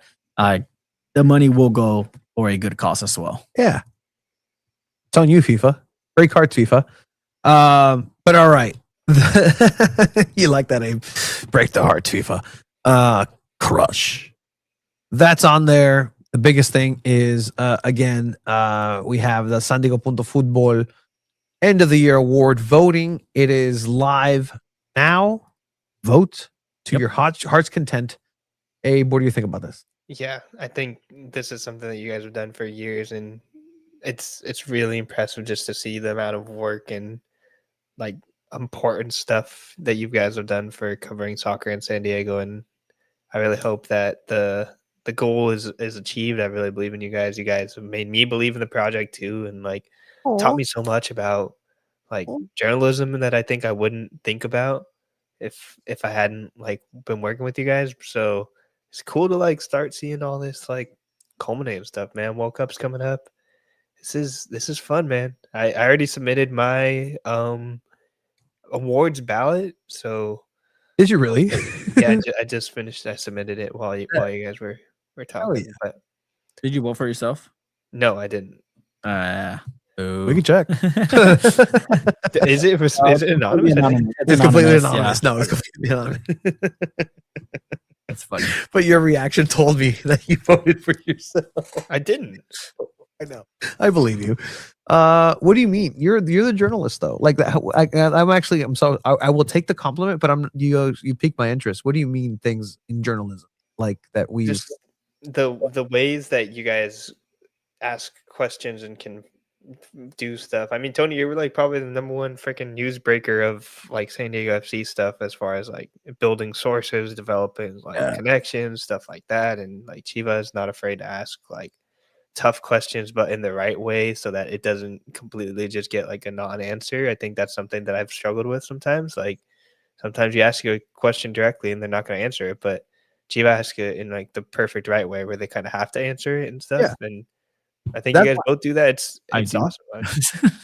I've learned a lot from you guys. Oh, thank you, man. I really thought Chiva should have been on there too because of those questions, and he's been kicking ass at questions all year. So we'll see what we do with that. I wonder if you can collab with local news stations, do World Cup reporting for them. They financially support. So literally, like again, behind the scenes, we've been building these like relationships. We've been talking with all these people. We've been teaching the sport to San Diego newscasters in sports, the ones that don't know it as well, and just this and this and building that rapport. And hopefully that's an avenue that we're taking. Like we've explored everything to get to the World Cup. Is not just SanDiego.Futbol getting to the World Cup, it's us individually. Yeah. So whether that's, hey, they said no to SanDiego.Futbol, great. Hey, NBC, like I'll be this and this and this. the key to this is that we've kind of known we've never asked for anything. We've never really gone and asked for that. And even now, like, feels for me, it feels uncomfortable. Yeah, it is uncomfortable. And like, but because again, like you said, I don't feel like we've ever had the content that warrants taking people's hard-earned money. And but guys, we're always we're our World Cup is different. We are our hardest critics, always ourselves. And the conversations that Tony and I have behind the scenes about where this is going, what this is right now, like that's why we do all these KPBS roundtables. Because hey, KPBS, we'll get ourselves there. Let us use your credential because they said no to the SanDiego.Futbol. We'll go ahead and do it. We'll be there. We'll do it for you. We'll ask the questions. Hey, there was a time where it was looking like, well, when Craig was still on the radio, I'm like, hey, like I'll do a hit for Ben and Woods in the morning. I'll do a hit at the midday for you, and then I'll do one for my pal Matt Scraby, who helped me start all of this too. And so like I'll do that and just directly from the World Cup, and just go from there. And we've even thrown it to people like they don't even have to help us financially. Like we'll figure that part out. Like just let us apply through it and see what happens. But I mean, as of now, SanDiego.Futbol is recognized by FIFA. Tony did get approved. So to be in the media hub, the credential process hasn't opened for the World Cup. But guys, Tony got approved for the World Cup draw, which was a huge, probably the biggest thing he's ever been approved for. And again, financially wasn't able to go, which sucks. Like it does suck, but at the end of the day, it doesn't seem like you missed too much. But still, it would have been a good opportunity. But the finance part of things definitely does like get in the way. What are you laughing at, Abe? I just imagine like Tony coming back, but he's like frozen. Like he's just like, because he was out in the snow for too long. So like just like we just have to do the whole show, but like Tony's like looks like literally blue and frozen. It's not funny at all. But look, we've also had conversations about if we want to keep going after the World Cup, is it worth keeping going after the World Cup? And I think we all stand on the side that yes, we will probably keep going because we have so much fun going to games. And look, guys, we get to go to pro MLS games and games in general, like to cover it and essentially go for free. Yeah, obviously sometimes we have to pay for parking or whatever it is, but we get to experience all that and then come talk about it. Will we still do a weekly show? I probably will. Probably. Like, I mean, dude, 2031 World Cup, 2031 FIFA Women's World Cup is going to be in the US, and like San Diego has been talked about as like a site just because of what the Wave have done. So like there's that potential years ahead in advance. We already have like sources. Like you imagine Chiva asking a question to Jaden Shaw, 2031 World Cup, FIFA Women's World Cup, and like we actually like those players like truly like know who we are. And stuff. Whoa! Like probably get annoyed by us, like Caitlin Sheridan, goalkeeper, or Casey Stoney coaching Canada, getting annoyed. Like fucking this guy again. He got me fired. He got me fired over a Zoom call. Like there's that happening in the future. So I imagine we're all gonna be around the soccer world. It's so funny to see this back, Tony, like what you're about to share with everyone, because it feels like yesterday when we were literally in my YMCA classroom recording a promo video for this. This is what it's all been about, guys. To start this podcast, and it's all coming together. Sorry for those of you guys who have been waiting. Nobody was waiting. What the fuck, Tony? Nobody was waiting. Who are you talking about? Is that San Diego State hat? Yeah, yes, I was in San Diego State for like a couple semesters, and it's just this kind of. I'll tell you, Abe. I was in communications at San Diego State, and I was writing about San Diego Loyal, and it crushed me seeing how everybody's dream in the class was doing the things that I was already doing in a successful way, and just seeing the trajectory of it. And it's like, it was disheartening for sure. And I just kind of stuck my nose into this and just put my head down and kept working in this. Like, this is my version of, there's no degree. My degree is I guess the credential. The World Cup. I agree. Like, I mean, I was going to San Diego State for communications too. And after 2 years, I dropped out. I wasn't doing the podcast during that. I just didn't finish school. based on my own decisions. And then this guy knocks on my door 2020 saying, or 2019 saying, hey man, you know soccer, like let's talk soccer, let's do a podcast. And I had my background in my radio show when I was at SDSU, and that kind of kickstarted everything. And again, we have our full-time jobs that helps us survive, but we started this there, and damn, we're here now. Content, really appreciate you guys just taking a leap of faith. We love you. Absolutely. But we want to tell you guys what we're going to be about. So pretty much we're going to go ahead and try to get press passes for the 2026 World Cup here in the good old US of A. If you look behind that flag, there are vocabulary words words. for students who don't read good. What's up, Gerardo Mendoza, who it's so funny when I had my radio show, I'm pretty sure I've talked about it, right? But my first semester at SDSU, I joined KCR because that's what I wanted to do as a career. I wanted to talk soccer like on the radio or on TV, whatever, right? And nobody else that was there wanted to talk soccer. Tony's gonna pull it up. So I was paired up with this dude. His name was Richie, who our show was half soccer and then half football. And I knew a little bit about football, so I was keeping up with his conversations. My second semester, I met a friend in one of my comp classes named Brandon, and Tony's just stalking my Facebook looking for that video because I used to go live during my show. May I? No, I won't. No, you cannot. I should add you. And anyways, I had a friend join, so we had a full-on soccer show for an hour. Then I got two other buddies of mine that were in my soccer class to join to just talk soccer on the radio. And then it was 4 of us. And then I managed to get kind of like a roundtable talk going. But yeah, like I agree with you, Tony. Like we're really doing what anyone with a degree on this like would have loved to see or to do. And yeah, that's me at KCR. Look at that cat. Running the soundboard and going live on KCR College Radio. That was my profile picture. There's also a picture out there of me. That's the one I'm looking for. Chivas one. The Chiva Hermanos. That's exactly. It's back there. It's back there.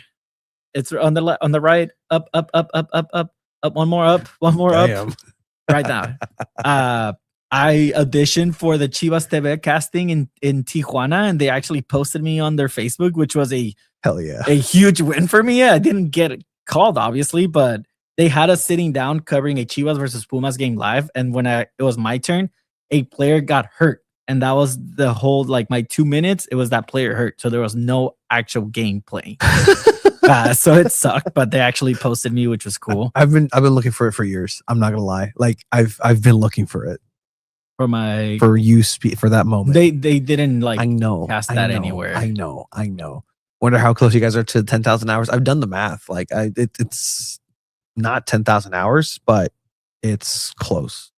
Because 10,000 hours is like days, like weeks, years, 6 years. It's close. But that's what it feels like, for sure. So, yeah, I mean, that's kind of it, guys. So soft launch for the GoFundMe. We'll do a whole campaign. And so this again, like, and if you that are here listening to this right now, like, this is going to be us cashing in all of our favors too. We have some favors throughout, the greater communication of San Diego. Philippe's our first donor. Oh. Philippe, thank you so much.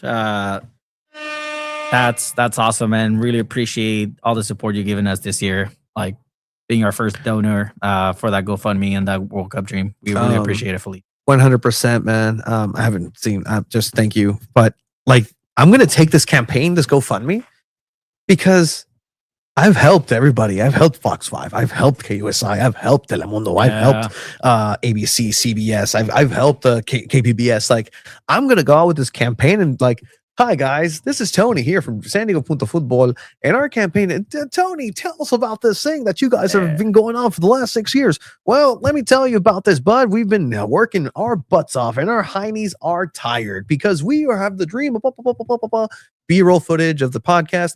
Well, tell how did this come about, guys? Well, it was because of wow. And how can people find you? Yeah. It's so funny also because it's we're starting this and we're gonna start asking for donations for us. But then our full-time job is also kind of like our campaign season where we start asking for donations for the YMCA. But this will 100% take priority. Heck yeah. Manu, man, the good old days of Chrome Chrome and and Azul, Azul. Chrome and Azul podcast. Just like Two Balls Gaming. Imagine a player throws in a donation. Honestly, anybody who throws in a donation has a special place in our hearts. And so I thank you for everything and everybody that's been supporting. Because again, like they don't get paid to go to Del Mar like Abe does, like to go up and to Singing Hills and go during our lunch breaks. Like this is what the dream is about. I geeked out. Chiva was here. I geeked out, and we'll close the show with this. By that World Cup graphic, because we are able to use it just like every other TV station is able to use. It's not like the Super Bowl, but that's like the public things. But we are media, and we can go ahead and use that. And just using the official World Cup assets to put SanDiego.Futbol. I was looking through the assets they send because we do get the FIFA assets now, which is pretty crazy. It's pretty cool. It's sick as hell. You talking? I think you had shared like there's a way to go about it where you can click on the assets, you can download the actual picture, and you get like legit stuff, which is freaking sick. Dude, that's the actual thing. Like, one thing is screenshotting it and cropping it so we have it, but no, like we actually get that stuff sent to us, which is really cool. And like we're on the road now. That's geek. We are technically 6 months away from the World Cup. Tick tock. Just to give, just we're aiming for the Guadalajara game. So that's kind of the big one. We'll be looking to be able to do that. Look at this. Like this is on my computer. That's sick, Dude. Hell yeah. That's how much I love the game. But all right. Anything else, Abe? How are you, man? You good? Somebody asked me about the big news that I was teasing last week. It kind of happened this weekend. Soft launched it. I started a position with SB Nation, Vox Media, through the website All for 11. I'm gonna be covering women's soccer nationally, kind of. Hell yeah! I will still be covering locally here, San Diego, here for SanDiego.Futbol, covering SanDiego FC, and then also San Diego Wave. If when it comes to it, I'm gonna be going to every Wave match still. But yeah, officially doing some national stuff. So that's why I was covering World Sevens football, kind of from just like a general national angle, but it was all kind of San Diego based, which is kind of crazy. Like Maria Sanchez, player of the tournament, and then San Diego Wave dominated. But I was like ready. I had stuff on Flamengo. I was like, I thought Flamengo was gonna win it, honestly. But just again, this is incredible, man. I'm so happy for you, and you've worked hard for this, and get yourself the announcement right there from All for 11. Honored. They are honored to announce. Damn right, they're honored. Hell yeah. That's our guy. That's our dude. That's you, dude. Yeah, that's awesome. And I'm like, I've been like getting the communications from like all the other NWSL teams too. It's kind of crazy. I think I'm gonna hop on that Spirit Zoom tomorrow. So it's the stash. maybe I'll find some news and stuff from that Washington Spirit press conference. Or do you guys have any questions you have for the sporting director of the Spirit? How unique is it navigating such a? I mean, I know that's dumb salary cap thing. Yeah, no, it's okay. I don't really know what I'm gonna. Yeah, you're the pro, bro. Yeah, come on, dude. Come on, you're their journalist here. Yeah, no, it's we were just your right to dream. We live la cantera. This is SanDiego.Futbol for Abe was, this is the academy. This is the La Mesia for. I give my academy rights and Boyhood Club. I attribute that to Johnny Richardson, honestly, but this was still one of the first clubs I started at. Shout out Johnny Richardson from Everything San Diego. It's been everything, Or nothing. even actually, no, going back, I technically like my true boyhood club was the Crusader at Bonita Vista High School. So Shout out to them. that. I really thought you were going to go EBT for a second, just heel turn. No, I started at the Crusader. I don't think I ever published anything before that. Shout out to Johnny. If you look me up, I think that's still the first thing that comes up, which is kind of surprising, honestly. That's how it was for a couple of years. I don't know. I don't look myself up like that. Well, I'm sure you do, Tony. And well. What? You're the type of guy to look yourself up. No, you just asked ChatGPT to do that. I haven't done that in a while. Dang, that's the first thing that pops up. That's crazy.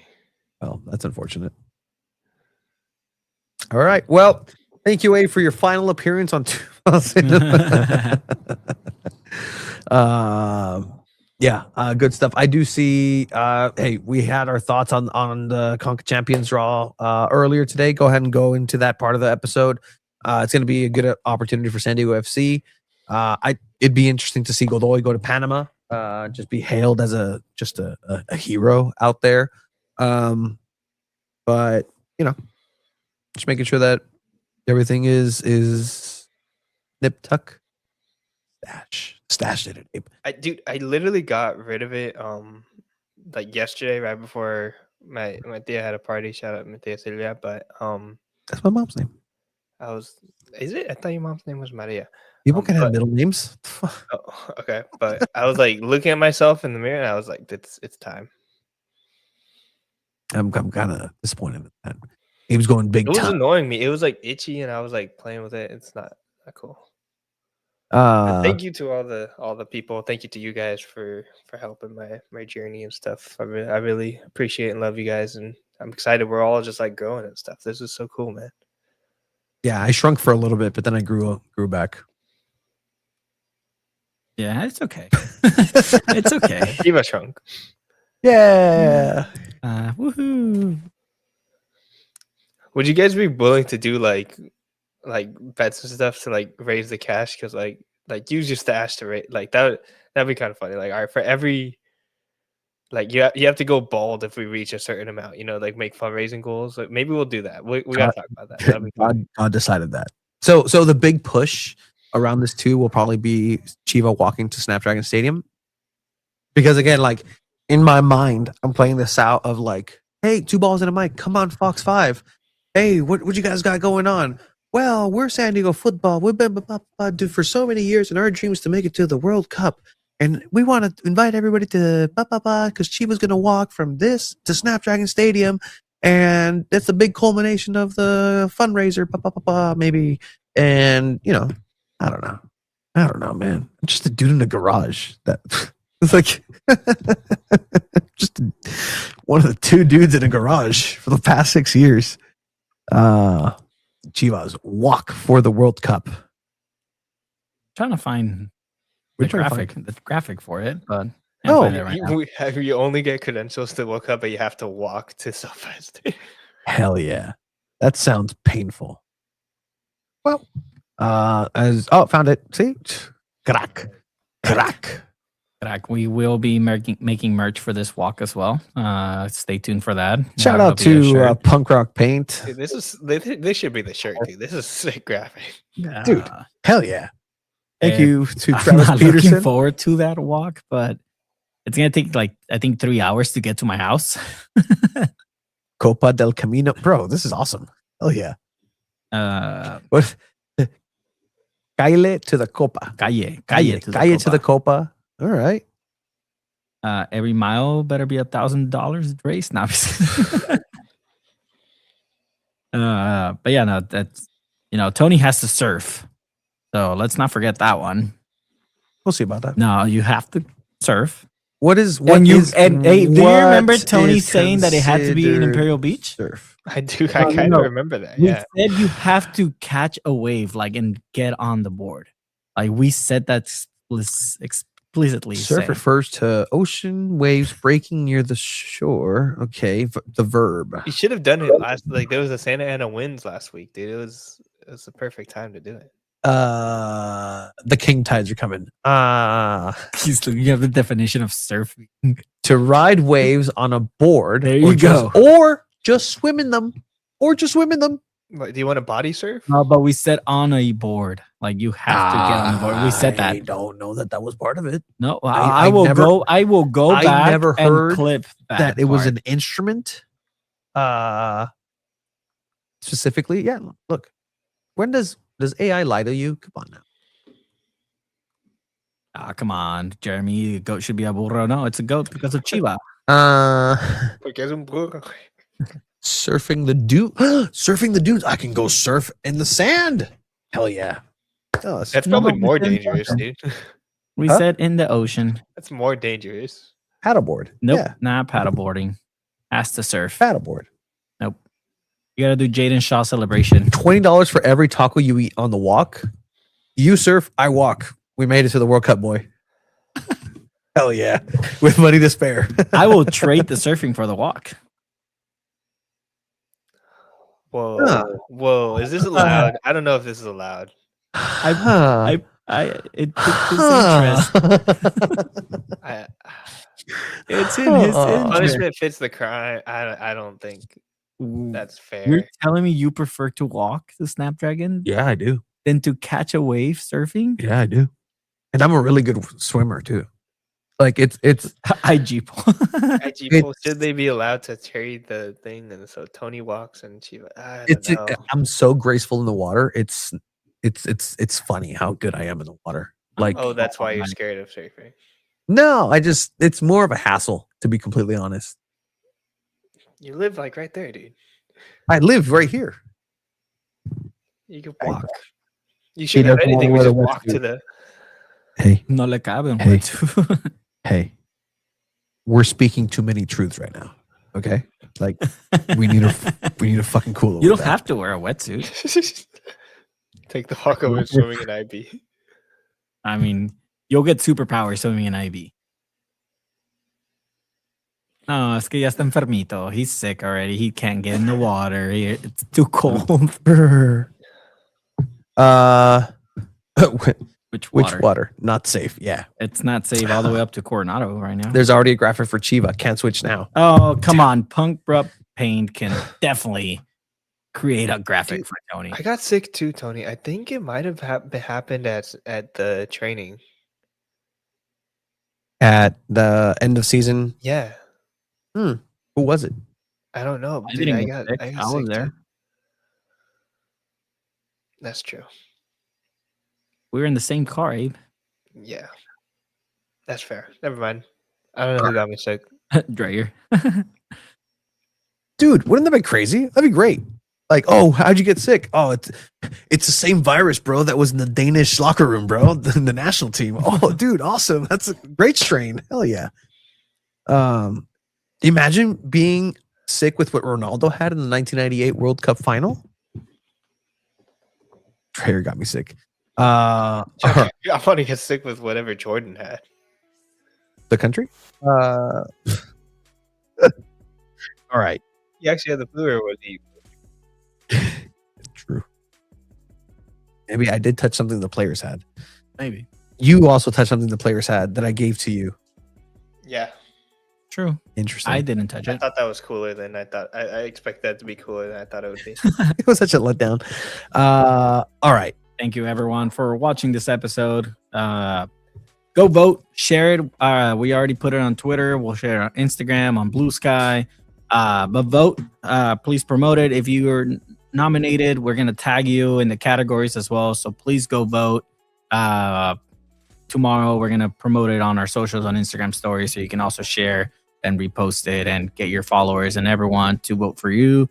And if you win, you get a cool little trophy. Chiva actually bought trophies. Like he legitimately bought trophies for this. It's going to be a great time. It'll have your name on here. Be a friend, tell a friend. SanDiego.Futbol forever.